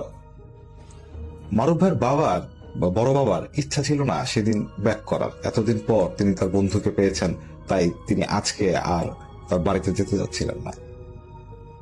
কিন্তু সমস্যা বাধে অন্য জায়গায়। সেটা হচ্ছে মারুফ ভাইয়ের বড় বাবা যে মাঝিকে নিয়ে এসেছেন, সেই মাঝির আজকেই ফিরে যেতে হবে তার বাড়িতে। কারণ তার বাড়িতে তার একমাত্র স্ত্রী, যিনি সন্তান সম্ভবা, এবং সেখানে তার দেখাশোনার জন্য কেউই নেই। তাই মাঝিকে আজকে রাতের মধ্যেই ফিরে যেতে হবে। তখন মারুফ ভাইয়ের বড় বাবা চিন্তা করলেন যে তিনি যেহেতু এই মাঝিকে নিয়ে এসেছেন, তাই তার দায়িত্ব তার সাথে ফিরে যাওয়া। তিনি কোনোভাবেই এই মাঝিকে একা ছাড়তে চাচ্ছিলেন না। তাই তিনি তার বন্ধুকে এবং বন্ধুর বাড়ির সবাইকে বোঝান যে তার আসলে এখন ফিরে যাওয়াটা উচিত। তখন বন্ধুর বাড়ির লোকজন মারুফ ভাইয়ের এই বড় বাবার সাথে কিছু পিঠা একটা বাক্সে প্যাকেট করে তার সাথে দিয়ে দেয় তার বাড়িতে নিয়ে যাওয়ার জন্য। মারুফ ভাইয়ের বড় বাবা খুব খুশি হন। তিনি সেই প্যাকেটটি নিয়ে দাঁড়িয়ে কথা বলছিলেন সেই বন্ধুর সাথে এবং বন্ধুর আত্মীয় স্বজন যারা ছিল সেখানে। তখন সে মাঝি বলে যে হুজুর, আমি তাহলে নৌকায় গিয়ে বসি, আপনি আসেন। এই কথা বলে সেই মাঝি চলে যায়। মারুফ ভাইয়ের বড় বাবা সেখানে অনেকক্ষণ কথাবার্তা বলেন। সেখানে আরেকটা ঘটনা ঘটছিল, অর্থাৎ মাঝির সাথে। মাঝি সেই নৌকায় ওঠার পর অনেকক্ষণ সে যখন অপেক্ষা করছিল, তখনও তিনি মারুফ ভাইয়ের সেই বড় বাবাকে দেখতে পাচ্ছিলেন না। তাই তিনি একটু পর পর ডাক দিচ্ছিলেন, ভাই ভাই, কোথায় আপনি? এভাবে বেশ কয়েকটা ডাক দেওয়ার পর সেই মাঝি দেখে যে মারুফের সেই বড় বাবা হেঁটে আসছেন, অর্থাৎ নৌকার দিকে এগিয়ে আসছেন, এবং তার পিছে আরেকজন লোক হেঁটে হেঁটে আসছে। মাঝি কিছু বলেন না। মারুফ ভাইয়ের বড় বাবা সেই নৌকাতে ওঠান এবং তার সাথে সেই মাঝি লক্ষ্য করে সেই লোকটাও তার নৌকাতে উঠল। মাঝি মনে করে এটা হয়তো এই মারুফ ভাইয়ের এই বড় বাবার পরিচিত লোক, তাই তিনি আর কথা বলেন না। মারুফ ভাইয়ের বড় বাবা নৌকাতে ওঠার পর তিনি তার সাথে থাকা সেই পিঠার বাক্সটা রাখেন মাঝির খুব কাছাকাছি এবং তিনি মাঝির দিকে পিঠ দিয়ে বসেন। সেই লোকটাও মারুফ ভাইয়ের বড় বাবার পাশে বসেছিল। মাঝি সবকিছু দেখছিল, কিন্তু সে মারুফ ভাইয়ের সেই বড় বাবাকে জিজ্ঞেস করেনি যে আপনার সাথে কে। তিনি তার প্রয়োজন বোধ করেননি। এভাবে তিনি নৌকা চালাচ্ছিলেন। আর 2টা বিল পরেই তাদের গ্রাম। সেই মাঝি এবং মারুফ ভাইয়ের এই বড় বাবা তারা নিজেদের মধ্যে কথা বলছিলেন, কিন্তু সেই অপরিচিত লোকটি কোনো কথাই বলছিল না। তাই এক পর্যায়ে মাঝি জিজ্ঞেস করেন সেই অপরিচিত লোকটিকে যে ভাই, আপনি তো কোনো কথাই বলছেন না, কোনো সমস্যা? এই কথা শোনার পর মারুফ ভাইয়ের বড় বাবা একটু অবাক হন। তিনি মাঝির দিকে ঘুরে তাকান এবং বলেন, কি বলিস? আমি তো তোর সাথে কথা বলছি, এতক্ষণ তো বকবক করলাম। তখন মাঝি বলে, আপনার কথা না, আপনার সাথে যে এসেছে তার কথা বলছি। মারুফ ভাইয়ের বড় বাবা বলেন, কি বলিস? আমার সাথে কে? নৌকাতে তো তুই আর আমি। তখন মাঝি বুঝতে পারে যে সে যা দেখছে সেটা স্বাভাবিক কোনো বস্তু না। সে যে দেখেছে যে সেই পাট থেকে মারুফের এই বড় বাবার সাথে এই লোকটা উঠে এসেছে, সেই সময় থেকেই তার বোঝা উচিত ছিল যে যা তার নৌকায় তা কোনো মানুষ না, এটা অন্য কিছু। তাই মাঝি সে সময় এই বিষয়ে আর কথা বাড়ান না, তিনি চুপ হয়ে যান। তিনি ভয়ে ভয়ে এবং দ্রুত নৌকা চালাবার চেষ্টা করছিলেন। এবং মারুফের বড় বাবা বেশ কয়েকবার জিজ্ঞেস করার পরও মাঝি আসলে কোনো কথা বলেনি। এক পর্যায়ে তারা চলে আসে তাদের গন্তব্যস্থলে, অর্থাৎ মারুফদের সেই নানির বাড়ির কাছেই। তখন মারুফ ভাইয়ের বড় বাবা যখন তার সেই পিঠার বাক্সটা হাতে করে ওঠালেন নেমে যাওয়ার উদ্দেশ্যে, তখন তিনি দেখলেন যে বাক্সটা খালি। তিনি একটু অবাক হন। তিনি সেই মাঝিকে জিজ্ঞেস করেন, কিরে, তুই কি পিঠা খেয়েছিস? তখন সে মাঝি অবাক হয়ে যায়। সে বলে, না, আমি কোনো পিঠা খাইনি। কিন্তু মারুফের বড় বাবার বিশ্বাস হয় না। তিনি এটা চিন্তাই করে নেন যে এই মাঝি খেয়েছে এবং মিথ্যা বলছে। তাই তিনি একটু রাগ করেই সে নৌকা থেকে নেমে যান। মাঝি ধারণা করেছিল যে মারুফ ভাইয়ের এই বড় বাবা নেমে যাওয়ার সাথে সাথে তার সাথে যে এসেছিল সেও নেমে যাবে, কিন্তু তাকে অবাক করে দিয়ে সেই অশরীরটা নৌকায় থেকে যায়। মাঝি ভয়ে কোনো শব্দ করতে পারছিল না। সে চিন্তা করতে থাকে যে তার বাসা এখান থেকে 5 মিনিটের দূরত্বে, অর্থাৎ তার বাসা যে জায়গায় সেই ঘাটে যেতে তার 5 মিনিট লাগবে। তখন সে মাঝি খুব দ্রুত তার নৌকাটা তার বাসার দিকে নিয়ে যায়। 5 মিনিটের ভেতরেই সে মাঝি চলে আসে তার বাসার ঘাটের কাছে। তখন সে মাঝি ধীরে ধীরে সে নৌকাকে পারে বাঁধে এবং পেছনে ঘুরে তাকায় এবং সে দেখে সেই অপরিচিত লোকটা কোথাও নেই। মাঝি এই লোকটার চেহারা খুব ভালোভাবে দেখতে পারেনি। পুরো চেহারাটাই ছিল তার কাছে অস্পষ্ট। একটা কাপড় দিয়ে তিনি তার মাথা ঢেকে রেখেছিলেন। মাঝি আর কোনো কথা বলে না। সে বুঝতে পারে যে তার সাথে খারাপ কিছু ঘটেছে আজকে রাতে। তাই সে দ্রুত তার বাড়ির উদ্দেশ্যে হাঁটা দেয়। বাড়িতে আসার পর সে তার স্ত্রীকে আর এই বিষয়ে কিছু বলে না, কারণ তার স্ত্রী সন্তান সম্ভবা এবং এ সময় তিনি যদি ভয় পান সেক্ষেত্রে খারাপ কিছু হতে পারে। তাই তিনি তার স্ত্রীকে এই বিষয়ে কোনো কথাই বলেন না। তিনি বাসায় এসে গোসল করলেন এবং গোসল করার পর তিনি তার হারিকেনটা নিয়ে আবার বের হন, এটা দেখার উদ্দেশ্যে যে সেই লোকটা আশেপাশে আছে কিনা। তিনি হারিকেন নিয়ে তিনি যেখানে নৌকা বেঁধে রেখেছিলেন সে জায়গায় যান, কিন্তু তিনি সেখানে গিয়ে কাউকে খুঁজে পান না। তিনি তার বাসায় চলে আসেন, খাওয়া দাওয়া করে তিনি রাতে ঘুম দেন। রাত 3টা কি 3:30টার দিকে তিনি ঘুম থেকে উঠে বাথরুমে যান। বাথরুম থেকে আসার পর তিনি যখন ঘরে ঢোকেন তখন তিনি যা দেখেন তা দেখে তিনি স্তব্ধ হয়ে যান। তিনি দেখেন তার ঘরের মেঝেতে একটা উলঙ্গ লোক বসে আছে, তার দিকে পিঠ দিয়ে সে বসেছিল। সে মাঝি যখন তার ঘরে প্রবেশ করে এবং সে শব্দে সেই উলঙ্গ লোকটা তার দিকে ঘুরে তাকায় এবং মাঝি এই লোকটিকে দেখে বুঝতে পারে এই লোকটি সেই লোক যে তার নৌকায় ছিল। এই প্রথম মাঝি এই লোকটার চেহারা দেখে, খুব বিভৎস একটা চেহারা, এবং সেই অবয়বটা সে বিভৎস চেহারা নিয়ে তার দিকে তাকিয়ে একটা হাসি দেয়। মাঝি এটা দেখে চিৎকার করতে যায়, কিন্তু তার মুখ দিয়ে কোনো শব্দ বের হয় না। মাঝি দেখতে পায় তার সামনে যে উলঙ্গ লোকটা বসে আছে তার শরীরে ছোপ ছোপ লাল লাল দাগ এবং তার পুরো শরীরে বিভিন্ন গোটায় ভর্তি, এবং তার শরীরের মাংস হয়তো পচা শুরু করেছে। তিনি দাঁড়িয়ে থেকে সেই পচা মাংসের গন্ধ পাচ্ছেন। তিনি দেখতে পান সেই উলঙ্গ লোকটা তার দিকে এগিয়ে আসছে। ঠিক তখনই তিনি আর নিজেকে ধরে রাখতে পারেন না, তিনি একটা চিৎকার দিয়ে অজ্ঞান হয়ে পড়ে যান। মাঝির এই চিৎকারে মাঝির স্ত্রীর ঘুম ভাঙে। তিনি ঘুম ভেঙে দেখতে পান তার স্বামী মেঝেতে পড়ে আছে। তখন তিনি আশেপাশের লোকজনকে ডাক দেন, ডাক দেওয়ার পর সবাই আসে। এক পর্যায়ে সেই মাঝিকে সুস্থ করা হয়। সুস্থ হওয়ার পর সে মাঝি সবাইকে এই ঘটনা খুলে বলে, এবং এরপর থেকেই মাঝির শরীর অসম্ভব খারাপ হওয়া শুরু করে এবং সবাই অবাক হয়ে লক্ষ্য করে যে মাঝির শরীরে গোটা গোটা লাল লাল কিছু বস্তু দেখা যাচ্ছে। খুব শীঘ্রই সেগুলো পচতে শুরু করল।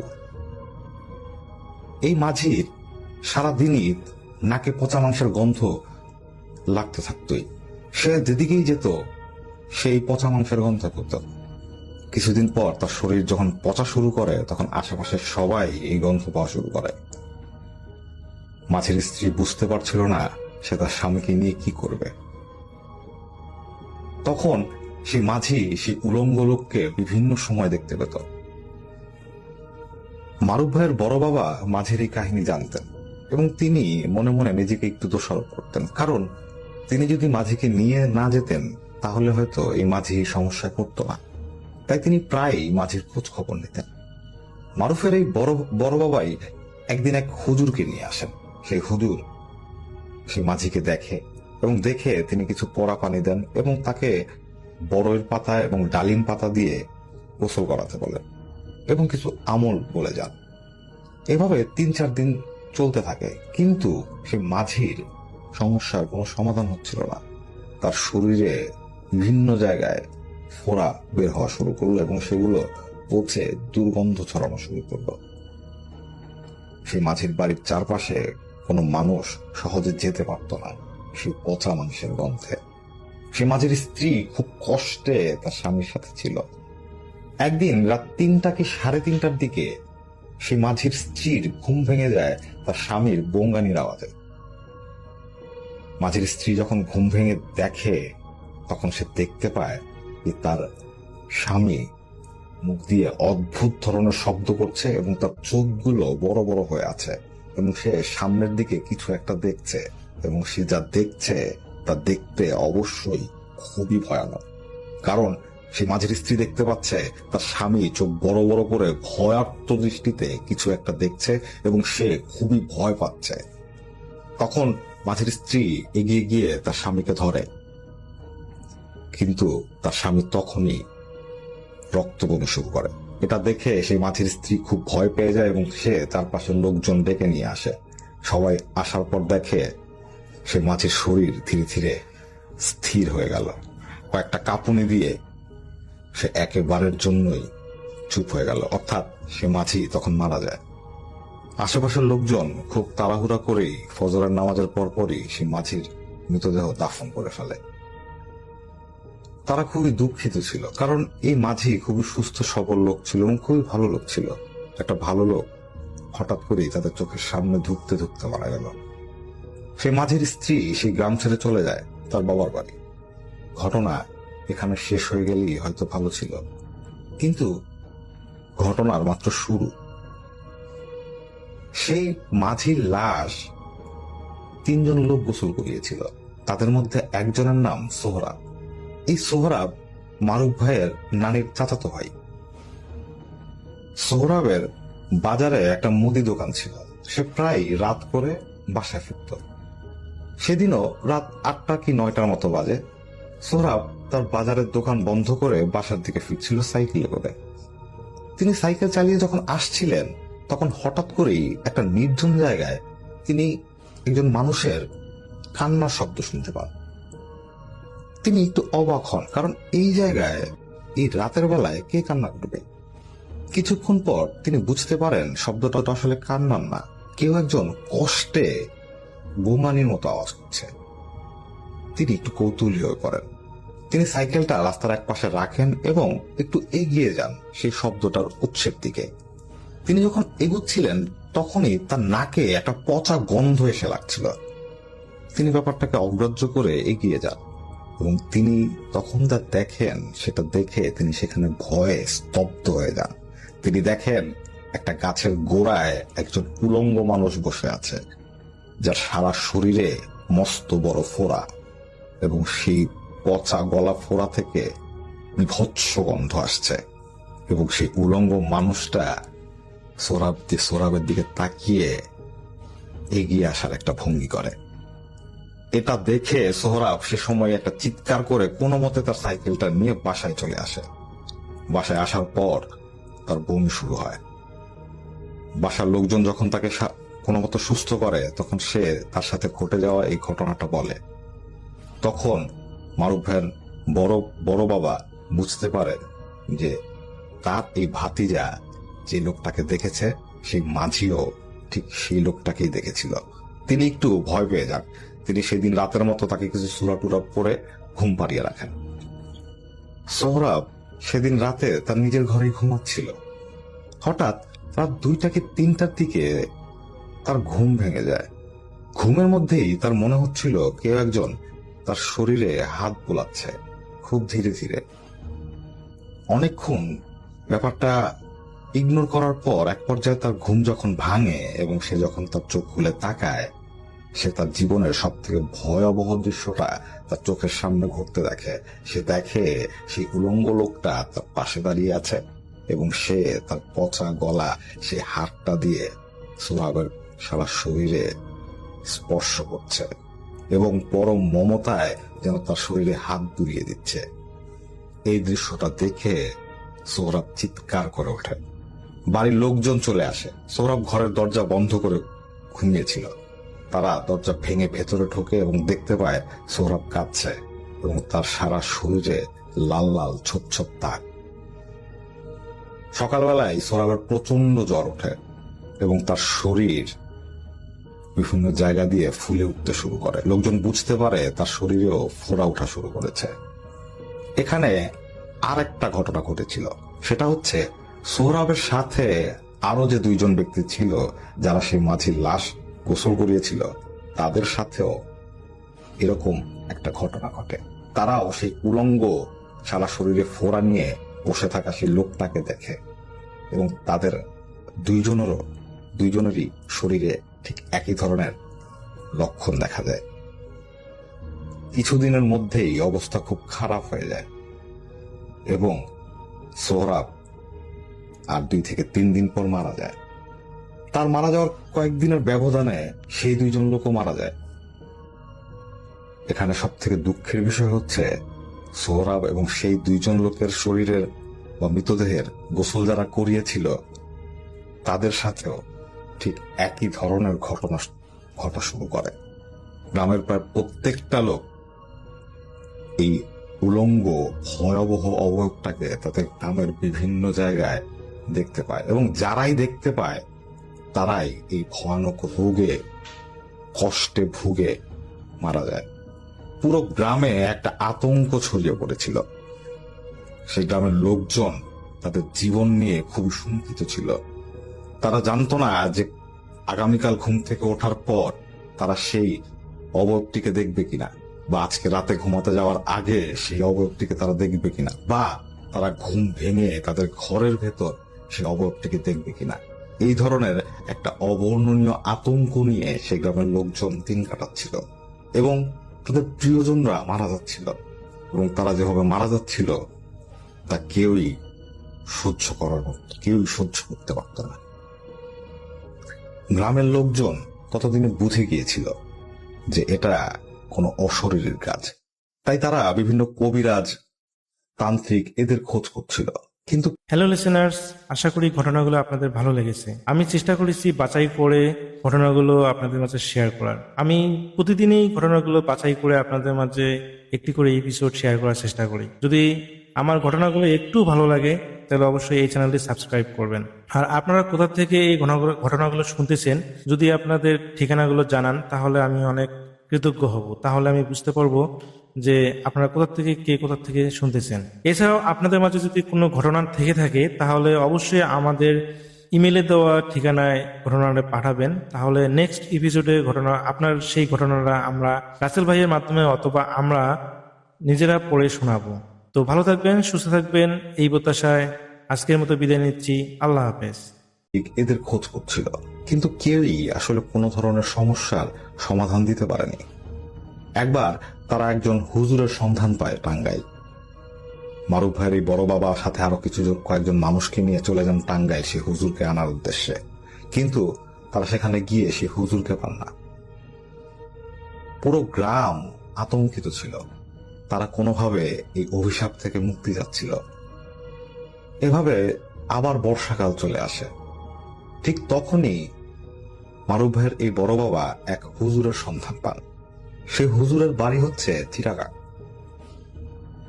মারুফ ভাইয়ের বড় বাবা চিন্তা করেন তিনি এই হুজুরকে নিয়ে আসবেন। তিনি অনেক কষ্ট করে সেই হুজুরের সাথে যোগাযোগ করেন এবং সেই হুজুরকে সেই গ্রামে নিয়ে আসেন। সেই হুজুর একা আসেনি, সে হুজুর তার সাথে আরো 6-7 জন শিষ্যকে নিয়ে এসেছিল। মারুফ ভাইয়ের বড় বাবা যখন সে কবিরাজকে সে গ্রামের দিকে নিয়ে আসছিলেন তখন সকাল 10টা কি 11টার মতো বাজে। সে হুজুর যখন গ্রাম সীমানায় পা দিল তখন হঠাৎ করেই সে হুজুর থমকে যান এবং তিনি একটু বিচলিত ভঙ্গিতে সামনে তাকিয়ে থাকেন। কিছুক্ষণ পর তিনি মারুফ ভাইয়ের বড় বাবাকে বলেন যে আপনাদের গ্রামে তো খুব ভয়াবহ বিপদ, এই বিপদ কিভাবে জোটালেন? লোকজন যে এখনো বেঁচে আছে এটাই তো আল্লাহর কুদরত। এই কথা শুনে মারুফ ভাইয়ের বড় বাবা ভয় পেয়ে যান। তিনি হুজুরকে খুব দ্রুত সেই গ্রামের ভেতর নিয়ে আসেন এবং সে হুজুর ঠিক করেন যে তিনি এই মারুফ ভাইয়ের বড় বাবার বাড়িতেই উঠবেন। সেখানে বসেই তিনি এই সমস্যার একটা সমাধান দেওয়ার চেষ্টা করবেন। সেই কবিরাজ মারুফ ভাইয়ের বড় বাবাকে কিছু সামগ্রীর ব্যবস্থা করতে বলেন। তার মধ্যে ছিল লাল কাপড়, মাটির হাড়ি, সিঁদুর, বিভিন্ন গাছগাছরা এবং একটা আয়না। সে কবিরাজ মারুফ ভাইয়ের বড় বাবাকে আরো সংগ্রহ করতে বলেন 7 ঘাটের পানি। এটা লাগবে এবং এই পানি সংগ্রহ করার সময়, অর্থাৎ যে এই পানি সংগ্রহ করতে যাবে সে হয়তো বিভিন্ন জিনিস দেখে ভয় পেতে পারে। কবিরাজ বলে দেন যে এসব জিনিস কোনো কিছুই বাস্তব না, শুধুমাত্র তাকে ভয় দেখাবার জন্য। ভয় পাওয়া যাবে কিন্তু ভয় পেয়ে সেই পানি ফেলে আসা যাবে না, সেই পানি নিয়ে আসতে হবে। অতএব এরকম সাহসী যদি কেউ থাকে সেক্ষেত্রে একমাত্র তাকেই যাতে পাঠানো হয়। সেই চিন্তা করে সেই গ্রামের একজন সাহসী যুবককে পাঠানো হয় এবং তিনি সেই 7 ঘাটের পানি নিয়ে আসেন। সেই পানি আনার পর সেই কবিরাজ তার রিচুয়াল করতে বসেন। তিনি তার যেসব সামগ্রী চেয়েছিলেন তার মধ্যে ছিল সিঁদুর। তিনি সেই লাল রঙের সিঁদুর দিয়ে একটা বৃত্ত আঁকেন। বৃত্ত আঁকার পর তিনি সেই বৃত্তের মাঝখানে বসেন এবং সেই হাড়ির ভেতর তিনি সেই 7 ঘাটের পানি ঢালেন এবং তিনি বিভিন্ন ধরনের মন্ত্র জপ করছিলেন, তিনি বিভিন্ন ধরনের স্তবক পড়ছিলেন। হুজুরের সেই কবিরাজের সে হুজুর না, সে ছিল একজন কবিরাজ। সেই কবিরাজের সামনে ছিল সেই হাড়ি ভর্তি পানি, এক বাটি সিঁদুর এবং আয়না। কিছুক্ষণ সেই কবিরাজ সেই মন্ত্র পড়ার পর সেই সিঁদুরটি নিয়ে সেই সাপঘাটের পানির ভেতর ফেলে দেয় এবং সেই পানি নিয়ে সে আয়নায় ছুঁড়ে মারে এবং আশেপাশের লোকজনকে বলে, আপনারা আয়নার দিকে তাকান এবং যা দেখবেন সেটা দেখে ভয় পাবেন না এবং আপনারা এটা দেখে নিশ্চিত করবেন যে আপনারা একে চেনেন কিনা। তখন আশেপাশের লোকজন সেই আয়নার দিকে তাকায় এবং তারা দেখতে পায় সেই আয়নার ভেতরে একজন উলঙ্গ মানুষ বসে আছে, যে ঠিক তাদের দিকেই তাকিয়ে আছে। সেই মানুষটি দেখতে খুবই বিভৎস এবং তার সারা শরীরে বিভিন্ন আকৃতির ফোড়া, যেগুলো থেকে পুঁজ বেরোচ্ছে। এটা দেখে সেই কবিরাজ উপস্থিত সবাইকে বলে, আপনারা কি কেউ একে চেনেন? সবাই না সূচক মাথা নাড়ায়, অর্থাৎ কেউ একে চেনে না। তখন সে কবিরাজ বলে, এ হচ্ছে বসন্ত। এ যেই গ্রামে নিজ ইচ্ছায় আসে সেই গ্রাম থেকে ওকে দূরে সরানো সম্ভব, কিন্তু কেউ যদি ওকে আমন্ত্রণ করে কোনো গ্রামে নিয়ে আসে সেক্ষেত্রে ওকে তাড়ানো প্রায় অসম্ভব। তখন এই নিজের ইচ্ছায় যাকে দেখা দেবে তারই বসন্ত হবে এবং সেই মারা যাবে। এই হচ্ছে এই ভয়ঙ্কর মহামারী। সবাই কবিরাজের এই কথা শুনে খুব ভয় পেয়ে যায়। তখন কবিরাজ বলে যে, আমার পক্ষে এই সমস্যার সমাধান করা সম্ভব না, আমাকে আপনারা ক্ষমা করুন। তখন সেই এলাকার গণ্যমান্য যেসব ব্যক্তিরা ছিল তারা সবাই সেই কবিরাজকে রিকোয়েস্ট করতে থাকে, কারণ এর আগে কেউই আসলে এই অশরীরটাকে আইডেন্টিফাই করতে পারেনি, এই কবিরাজই পেরেছে। তাই তারা আশাবাদী হয়ে উঠেছিল যে এই কবিরাজই হয়তো তাদের এই বিপদ থেকে মুক্তি দিতে পারবে। তখন সেই গ্রামবাসী সে কবিরাজকে রিকোয়েস্ট করতে থাকে। তখন সে কবিরাজ বলে, আমি যদি এই বসন্তকে জোর করে এই গ্রাম থেকে তাড়িয়ে দেওয়ার চেষ্টা করি তাহলে আমার অনেক বড় ক্ষতি হয়ে যাবে, আপনারা আমাকে ক্ষমা করুন। এই কথা বলে সে কবিরাজ যাওয়ার জন্য রেডি হয়, কিন্তু হঠাৎ করেই সে কবিরাজের কোনো একটা কথা মনে পড়ে যায়। তাই সে আবার ফিরে আসে এবং সে গ্রামবাসীকে বলে যে, আচ্ছা আমি একবার চেষ্টা করে দেখতে পারি, কারণ আমি যদি চেষ্টা না করি সেক্ষেত্রে আপনাদের এই গ্রাম কবরস্থান হয়ে যাবে, কেউই বাঁচবে না। গ্রামবাসী খুব খুশি হয়। তখন সে কবিরাজ গ্রামবাসীকে বলে যে, আমার একজন 20 বছর বয়সী অবিবাহিত যুবক লাগবে। তারা সবাই যখন জিজ্ঞেস করে কেন, তখন সে কবিরাজ বলে যে, আমি সেই যুবকের উপর এক জিনের আসর করাবো। এই কথা শুনে গ্রামবাসী প্রথমে ভয় পায়, তারা বলে যে না না, জিনের আসর করানো যাবে না। তখন সেই কবিরাজ বলে যে, আপনারা ভয় পাবেন না, এই জিন আমার খুব পরিচিত, আমার ওস্তাদ আমাকে এই জিনটি উপহার দিয়েছিলেন। এই জিনটি যখন আমি উপহার পাই তখন এই জিনের বয়স ছিল 8, এখন এই জিনের বয়স 20। তাই আমার একজন 20 বছর বয়সী যুবককে প্রয়োজন। আপনারা ভয় পাবেন না, আমি আমার চেষ্টা করছি, বাকিটা দেখাই যাবে। তখন সেই 20 বছর বয়সী যুবককে পবিত্র করে একটা আসনে বসানো হয় এবং সেই কবিরাজ তার ঠিক সামনে বসে। বসার পর সে সেই যুবককে উদ্দেশ্য করে বলে, তোমার যতক্ষণ জ্ঞান থাকবে তুমি তোমার চোখ বন্ধ করে রাখবে, কোনোভাবেই তুমি তোমার চোখ খুলবে না। তখন সেই যুবক তার 2 চোখ বন্ধ করে ঠায় বসে থাকে আর সেই কবিরাজ তার মতো করে রিচুয়াল করছিল। এক পর্যায়ে উপস্থিত সবাই দেখতে পায় সেই 20 বছর বয়সী যুবক একটা আলাদা কণ্ঠে সালাম জানাচ্ছে, আসসালামু আলাইকুম। তখন সে কবিরাজ সালামের উত্তর দেয় এবং সেই কবিরাজ সেই জিনকে এই মহামারী সম্পর্কে জিজ্ঞেস করে এবং কিভাবে এরা এই ধরনের সমস্যায় পড়লো তার কথা জিজ্ঞেস করে। তখন সেই জিনটা সবাইকে উদ্দেশ্য করে বলে যে এই বিপদের কারণ হচ্ছে সে মারুফের বড় বাবা এবং সেই মাঝি, কারণ এরা দুইজনই বসন্তকে আমন্ত্রণ জানিয়ে নিয়ে এসেছে এই গ্রামে।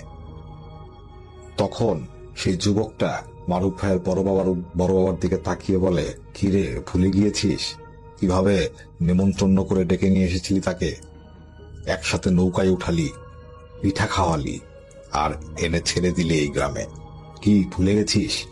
তখন মারুফের বড় বাবার মাথায় সেই রাতের ঘটনাটা ছবির মতো ভেসে ওঠে এবং তিনি বুঝতে পারেন যে সেই মাঝি তাকে কেন জিজ্ঞেস করেছিল সাথের লোকটি কথা বলছে না কেন। তখন মারুফ ভাইয়ের বড় বাবা এই কথাটাতে আমল দেননি, কিন্তু এখন তিনি বুঝতে পারছেন যে তিনি কত বড় বিপদ নিজের কাঁধে করে এই গ্রামে নিয়ে এসেছেন। তখন সবাই সে কবিরাজকে জিজ্ঞেস করতে থাকে যে আপনি ওনাকে জিজ্ঞেস করুন এটা থেকে পরিত্রাণের উপায় কি। তখন সে কবিরাজ সেদিনকে জিজ্ঞেস করে যে এই বসন্তকে এই গ্রাম থেকে কিভাবে তাড়ানো যায়। তখন সে জিন বলে এই কাজটা খুব কঠিন, কারণ তাকে নিমন্ত্রণ করে নিয়ে আসা হয়েছে এবং যখনই তাকে নিমন্ত্রণ করে নিয়ে আসা হয় তখনই তাকে তাড়ানো খুব কষ্টের হয়ে দাঁড়ায়। এই কাজও করা সম্ভব, কিন্তু খুব কষ্টের। বসন্তকে যেখান থেকে নিয়ে আসা হয়েছে ঠিক সেখানেই রেখে আসতে হবে। একমাত্র এটা করা সম্ভব হলেই বসন্ত এই গ্রাম থেকে যাবে, তা না হলে সম্ভব না। আমরা চেষ্টা করে দেখতে পারি। তখন কবিরাজ সে জিনটাকে জিজ্ঞেস করে কিভাবে। তখন সে জিনটা, অর্থাৎ সে 20 বছর বয়সী যুবকটা যার ভেতর সে জিনটা ভর করেছিল, সে কবিরাজের দিকে এগিয়ে যায় এবং কবিরাজের কানে কানে কিছু একটা বলে। কবিরাজ চুপচাপ সে কথাগুলো শোনে এবং কিছুক্ষণ পর সবাই দেখতে পায় সেই যুবকটা হঠাৎ করেই মাটিতে লুটিয়ে পড়ল। তখন সে কবিরাজ তার সাথে থাকা কিছু পানি সেই ছেলেটার গায়ে যখন ছিটিয়ে দেয়, ছেলেটা স্বাভাবিক হয়ে উঠে বসে। এদিকে সন্ধ্যা হয়ে গেছে। তখন কবিরাজ মারুফ ভাইয়ের বড় বাবাকে বলে যে আপনাকেই এই কঠিন কাজটা করতে হবে, কারণ আপনার মাধ্যমেই বসন্ত এই গ্রামে ঢুকেছে, তাই আপনাকেই এই বসন্তকে নিয়ে এই গ্রাম থেকে সেই জায়গায় রেখে আসতে হবে যেখান থেকে আপনি তাকে নিয়ে এসেছিলেন। পারবেন তো? এই কথা শোনার পর মারুফ ভাইয়ের বড় বাবা রাজি হয়ে যান, কারণ তিনি এটা বুঝতে পেরেছিলেন যে তার কারণেই তার গ্রামবাসী এই বিপদের মুখে পড়েছে। তাই তিনি সর্বাত্মকভাবে চেষ্টা করছিলেন যে কিভাবে তার এই গ্রামবাসীকে এই বিপদ থেকে রক্ষা করা যায়। তাই তিনি রাজি হয়ে যান। তখন কবিরাজ বলে যে যেই নৌকায় করে আপনারা এসেছিলেন ঠিক সেই নৌকাটাই লাগবে এবং যেখানে নৌকাটা বাঁধা ছিল ঠিক সেই জায়গাতেই নৌকাটা বেঁধে রাখতে হবে। তখন সেই নৌকার খোঁজ পড়ে। সেই নৌকাটি একটা পুকুরে রাখা ছিল, কারণ বর্ষাকাল শেষ হয়ে গিয়েছিল, পানি কমে গিয়েছিল, তাই এই নৌকাটাকে নিয়ে পুকুরে রাখা হয়েছিল। সে পুকুর থেকে নৌকাটা উঠানো হয় এবং নদীতে নিয়ে আসা হয় এবং যে জায়গায় পূর্বে এই নৌকাটা বাঁধা ছিল ঠিক সেই জায়গায় নৌকাটা বাঁধা হয়। কবিরাজ এরপর 7টা মশাল জ্বালাতে বললেন। গ্রামবাসী 7টা মশাল জ্বালায়। তখন কবিরাজ তার সেই 7 শিষ্যের হাতে সেই 7টা মশাল দেন এবং বলেন তোমরা এই গ্রামের উত্তর দিক থেকে দক্ষিণ দিক পর্যন্ত হেঁটে যাবে এই মশাল হাতে, এবং তোমরা যখন হাঁটবে তখন তোমরা একটা মন্ত্র পড়তে থাকবে, কিন্তু সাবধান, মন্ত্র ভুল পড়া যাবে না। যদি কেউ এই মন্ত্রটা ভুল পড়ো তাহলে আমাদের সবার উপরই খুব খারাপ ধরনের বিপদ ঘটবে, সুতরাং তোমরা সাবধান। তখন সে শিষ্যরা সেই গুরুর কথা মানে এবং তারা তার কাছে ওয়াদা করে যে তারা এই কাজ করবে এবং তাদের কোনো ভুল হবে না। এরপর তারা সেই উত্তর দিক থেকে, অর্থাৎ গ্রামের সেই উত্তর দিক থেকে সেই মশাল নিয়ে হাঁটা শুরু করে। এখানে কবিরাজ সেই আয়নায় বসন্তের গতিবিধি দেখছিল। কবিরাজের পাশে গ্রামের আরো গণ্যমান্য কিছু লোক বসেছিল এবং তারাও ঠিক একই জিনিস দেখতে পাচ্ছিল। তারা দেখতে পাচ্ছে উত্তর দিক থেকে হেঁটে হেঁটে সেই উলঙ্গ অশরীরী অবয়বটা হাঁটতে হাঁটতে দক্ষিণ দিকে এগিয়ে যাচ্ছে, ঠিক যেখানে সেই নৌকাটা বাঁধা। এবং তারা এটাও দেখতে পাচ্ছে তার ঠিক পেছনে মশাল হাতে এগিয়ে আসছে কবিরাজের সেই 7 শিষ্য, এবং সেই বসন্ত তাদের ঠিক আগে আগে হাঁটছে। সবাই দেখতে পায় সেই বসন্ত হাঁটতে হাঁটতে এগিয়ে গিয়ে নদীর পাড়ে গিয়ে দাঁড়ায় এবং কিছুক্ষণ পর সেই নৌকায় উঠে বসে। এই দৃশ্য দেখার পর সে কবিরাজ মারুফ ভাইয়ের বড় বাবার দিকে তাকান এবং তাকে বলেন যে এখন সব কাজ আপনার, আপনি সাহস হারাবেন না এবং আপনি ভয় পাবেন না। তখন সে কবিরাজ মারুফ ভাইয়ের বড় বাবাকে একটা তাবিজ দেয় এবং বলে এই তাবিজটা হাতে বেঁধে রাখতে। মারুফ ভাইয়ের বড় বাবা যখন নৌকায় উঠতে যাবেন তখন কবিরাজ আবার তার হাত ধরে তাকে থামান এবং বলেন, আপনি যখন নৌকা চালাবেন তখন চিন্তা করবেন নৌকায় আপনি একলা। বসন্ত যে এই নৌকায় আছে এটা আপনি সম্পূর্ণ ভুলে যাবেন। বসন্ত আপনার কোনো ক্ষতি করতে পারবে না। আপনাকে আমি যে তাবিজটা দিয়েছি সেই তাবিজটার কল্যাণে সে আপনার ধারে কাছে আসতে পারবে না, কিন্তু সে হয়তো আপনাকে ভয় দেখাতে পারে। আপনি ভয় পাবেন না। আপনি চিন্তা করতে থাকবেন যে আপনি একা এবং এই নৌকায় আর কেউ নেই। আমি এখানেই আপনার জন্য অপেক্ষা করছি, আমি কোথাও নড়ছি না। আপনি যান, আপনি কাজ শেষ করে ফিরে আসুন, আপনি পারবেন। এই কথা বলে সে কবিরাজ মারুফ ভাইয়ের বড় বাবাকে নৌকায় তুলে দিলেন। মারুফ ভাইয়ের বড় বাবা নৌকা চালাচ্ছিলেন। তিনি জানেন এবং তিনি দেখছেন তার নৌকায় এক অশরীরী বসা। তিনি ভয় পাচ্ছেন, কিন্তু তিনি এটাও জানেন তিনি যদি আজকে রাতে ভয় পেয়ে যান সেক্ষেত্রে তিনি তার সেই গ্রামবাসীকে বাঁচাতে পারবেন না, সবাই মারা যাবে। তাই তিনি তাতে দাঁত চেপে সে কবিরাজের কথাগুলো মনে করতে থাকেন। তিনি চিন্তা করতে থাকেন যে এই নৌকায় তিনি ছাড়া আর কেউ নেই। চারপাশ একেবারে নিস্তব্ধ। নদীতে সেরকম পানি ছিল না, তাই চালাতেও কোনো কষ্ট হচ্ছিল না। কিন্তু মারুফ ভাইয়ের বড় বাবা প্রায় বিভিন্ন শব্দে আটকে উঠছিলেন। হঠাৎ করেই তিনি বুঝতে পারেন তার নৌকায় বসে থাকা সেই অশরীরীটা তার মনোযোগ আকর্ষণের চেষ্টা করছে, কিন্তু তিনি কোনো ধরনের কথাই বলছিলেন না। তিনি সেদিকে ফিরেও তাকাচ্ছিলেন না। কিছুক্ষণ পর মারুফের বড় বাবা লক্ষ্য করেন যে চারপাশ তীব্র মাংস পচা গন্ধে ভরে গেছে, কিন্তু তারপরও তিনি তার নাক চেপে ধরে কোনোভাবে নৌকা চালাতে থাকেন। এক পর্যায়ে তিনি যখন তার গন্তব্যস্থলে এসে পৌঁছান তখন তিনি দেখতে পান যে তিনি কোনো ঘাটে এসে পৌঁছাননি। তিনি এমন একটা জায়গায় এসে পৌঁছেছেন সেখানটা হচ্ছে একটা শ্মশান ঘাট। তখন মারুফ ভাইয়ের বড় বাবা সে নৌকা থেকে নামেন এবং সেই কবিরাজের কথা মতো কিছু রিচুয়াল করেন এবং তিনি সেই অবয়বটাকে উদ্দেশ্য করে 3 বার বলতে থাকেন, এবার নামো, এবার নামো, এবার নামো। তখন তিনি দেখতে পান একটা বাতাস হঠাৎ করেই যেন তার দিকে শো শো শব্দ করে ছুটে আসছে। তিনি প্রচন্ড ভয় পান, কিন্তু তিনি এটাও লক্ষ্য করেন সেই বাতাসটা ঠিক তার পাশ কাটিয়ে চলে গেল। মারুফ ভাইয়ের বড় বাবা দেখতে পান তার চারপাশে যেন ঝড় উঠে গেছে। তিনি তার চোখ বন্ধ করে ফেলেন। কিছুক্ষণ পর চারপাশ একেবারে নিস্তব্ধ।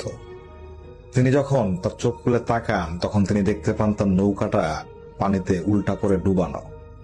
তিনি এগিয়ে যান, তিনি সে নৌকাটাকে ঠিক করেন, পানি সেচেন এবং নৌকাটাকে যখন ঠিকঠাক করে নৌকা চালাবার উদ্দেশ্যে বসেন তখন তিনি শেষবারের মতো চারপাশটা দেখে নেন। এরপর তিনি নৌকা চালিয়ে তার গন্তব্যস্থলের দিকে এগোতে থাকেন। তখন প্রায় ভোর হয়ে গেছে। যখন তিনি তার বাসার কাছাকাছি চলে আসেন তিনি দেখতে পান সেই নদীর পাড়ে সেই কবিরাজের 3 শিষ্য দাঁড়িয়ে আছে, হাতে 3টা মশাল নিয়ে। মারুফ ভাইয়ের বড় বাবা ধীরে ধীরে সেই নদীর পাড়ে এসে তার নৌকাটা ভিড়ান। তখন সে শিষ্যরা তাকে বলে যে আপনার এখন এই নদীতে অর্থাৎ এই নদীর পানি দিয়ে গোসল করে পবিত্র হয়ে আসতে হবে। তখন মারুফ ভাইয়ের বড় বাবা সেই নদীতে নেমে গোসল করেন এবং গোসল করে তিনি তাদের সাথে তার বাড়ির উদ্দেশ্যে রওনা হন। তিনি যখন তার বাড়িতে এসে পৌঁছান তখন তিনি দেখতে পান সেই কবিরাজ তার হাতে দেওয়া সেই সিঁদুরের মাধ্যমে দেওয়া সেই বৃত্তাকার যে গণ্ডি তার মধ্যেই বসে আছেন। তিনি একটু অবাক হয়ে কবিরাজের দিকে তাকান। তখন কবিরাজ মারুফ ভাইয়ের বড় বাবার দিকে তাকিয়ে বলেন যে এখন আমার কাজ শেষ, আপনারা সবাই শুকরিয়া করুন এবং আল্লাহকে ধন্যবাদ দিন। তিনি চেয়েছেন বলেই আসলে আমরা এই বিপদ থেকে রক্ষা পেয়েছি। আপনারা বেশি বেশি আমল করবেন। এরপর তিনি সেই দিনই তার শিষ্যদের নিয়ে চলে যান চট্টগ্রামে। কবিরাজ যখন চলে যায় তখন মারুফ ভাইয়ের বড় বাবা শুনতে পারেন যে তিনি যখন নৌকায় করে যাচ্ছিলেন তখন প্রত্যেকটা মুহূর্ত কবিরাজ এই বৃত্তাকার গণ্ডির ভেতর বসে সেই আয়নায় লক্ষ্য রাখছিলেন এবং আশেপাশের লোকজনও নাকি পুরো বিষয়টা দেখতে পাচ্ছিল। তারা দেখতে পাচ্ছিল যে সেই বসন্ত কিভাবে রেগে বাতাসের মাধ্যমে মারুফের বড় বাবার ক্ষতি করতে চেয়েছিল। সেই বসন্ত নাকি এত রেগে গিয়েছিল যে সে শেষ মুহূর্তে যাওয়ার আগে সে নৌকাটা ডুবিয়ে দিয়ে যায়। কিন্তু সে বসন্ত মারুফের বড় বাবাকে কোনো কিছুই করতে পারেনি, একমাত্র সেই কবিরাজের তাবিজের কারণে। এটা সেই আশেপাশে থাকা লোকজন নিজেদের চোখে দেখেছে। এটা শোনার পর মারুফ ভাইয়ের বড় বাবা খুবই আশ্চর্য হন এবং তিনি বুঝতে পারেন যে এই কবিরাজ আসলে কামের লোক। তখন তিনি পুরো গ্রামবাসীকে বলেন যে আমরা যেহেতু এই বিপদ থেকে রক্ষা পেয়েছি, তাই অবশ্যই আমরা আল্লাহ শুকরগুজার করব এবং সব নিয়ম কানুন মেনে চলার চেষ্টা করব। কারণ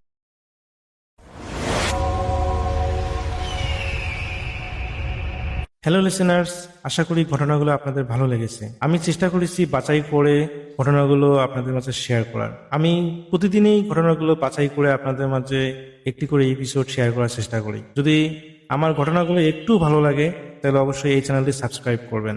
আর আপনারা কোথা থেকে এই ঘটনাগুলো শুনতেছেন যদি আপনাদের ঠিকানাগুলো জানান তাহলে আমি অনেক কৃতজ্ঞ হব। তাহলে আমি বুঝতে পারবো যে আপনারা কোথা থেকে শুনতেছেন।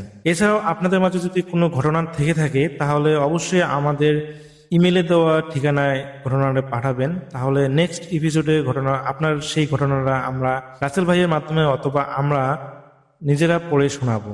তো ভালো থাকবেন, সুস্থ থাকবেন, এই প্রত্যাশায় আজকের মতো বিদায় নিচ্ছি। আল্লাহ হাফেজ।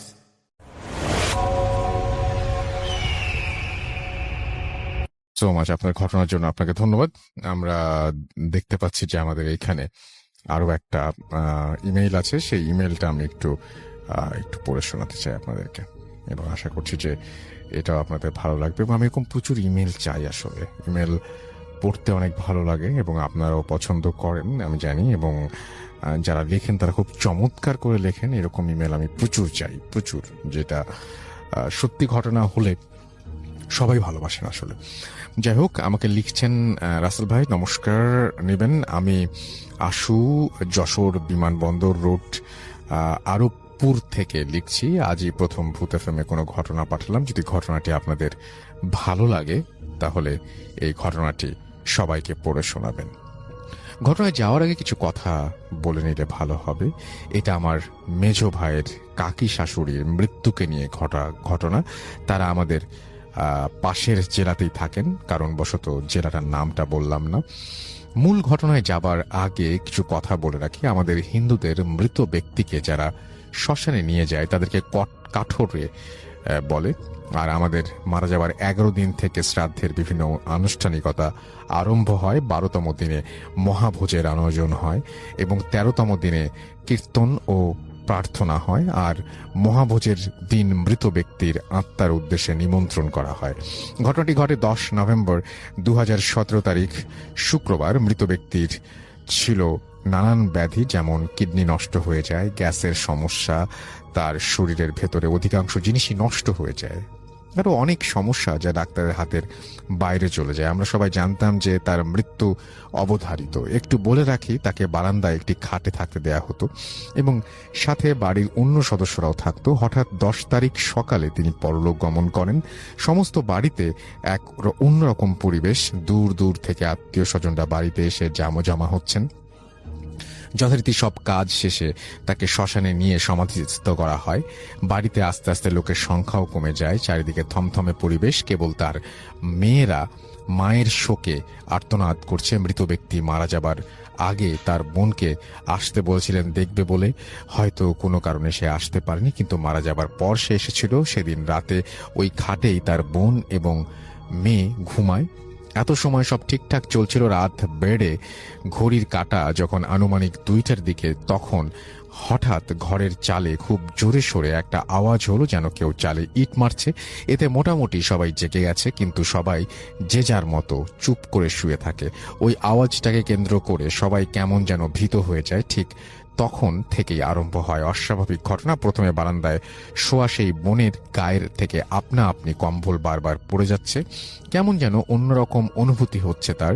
বোনটি এবার হঠাৎ করে খেয়াল করে দেখে যে অন্ধকারে কেমন যেন মানুষের আকৃতি তার কম্বল ধরে টানছে। ভয় তার গলা থেকে কোনো আওয়াজ বের হচ্ছে না।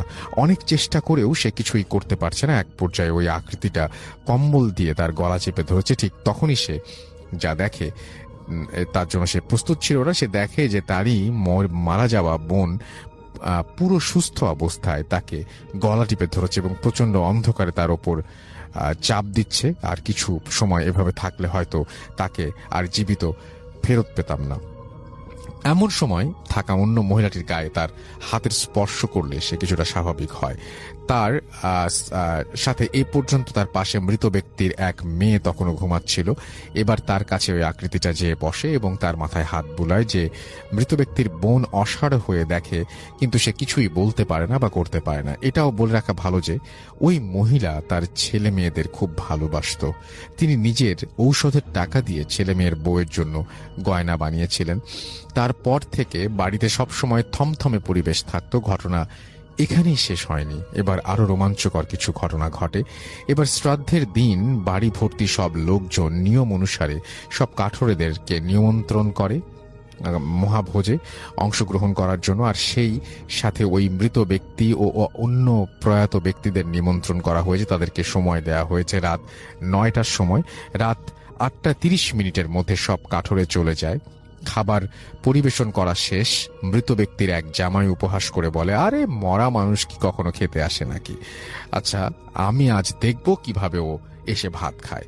বেশ কিছু সময় পর সবকিছু ভালোই চলছিল। আস্তে আস্তে ঘড়ির কাঁটা 9টার কাছে পৌঁছায়। এবার বাড়ির পরিস্থিতি পাল্টে যেতে আরম্ভ করলো। ওই জামাই খেতে বসেছে, এমন সময় হঠাৎ তার পেছনে খুব জোরে একটা আওয়াজ হয়। কিন্তু অবাক করা বিষয়, আওয়াজটা যে কিসের তা কেউ আবিষ্কার করতে পারল না। এবার বাড়ির এক পাশ থেকে কেমন যেন গোঙানোর শব্দ আসছে। ক্রমশ আওয়াজটা বেড়েই চলছে। আস্তে আস্তে আওয়াজটা অনেকে একসাথে ঝগড়া করলে যেমনটা হয় তেমন মনে হচ্ছে, এবং একসাথে অনেকগুলো কুকুর যেন আওয়াজ করছে। সেখানে মাত্র একটি কুকুর ছিল এবং সেটা সবার সামনেই বসা ছিল। ওই কুকুরটাও ভয়ে ওই দিকে যাচ্ছে না। এবার রাত 9টা বাজে। সবাই খাবার দাবার খাওয়ার জন্য প্রার্থনা করে খেতে আরম্ভ করে। ঠিক তখনই সব আওয়াজ থেমে গেল।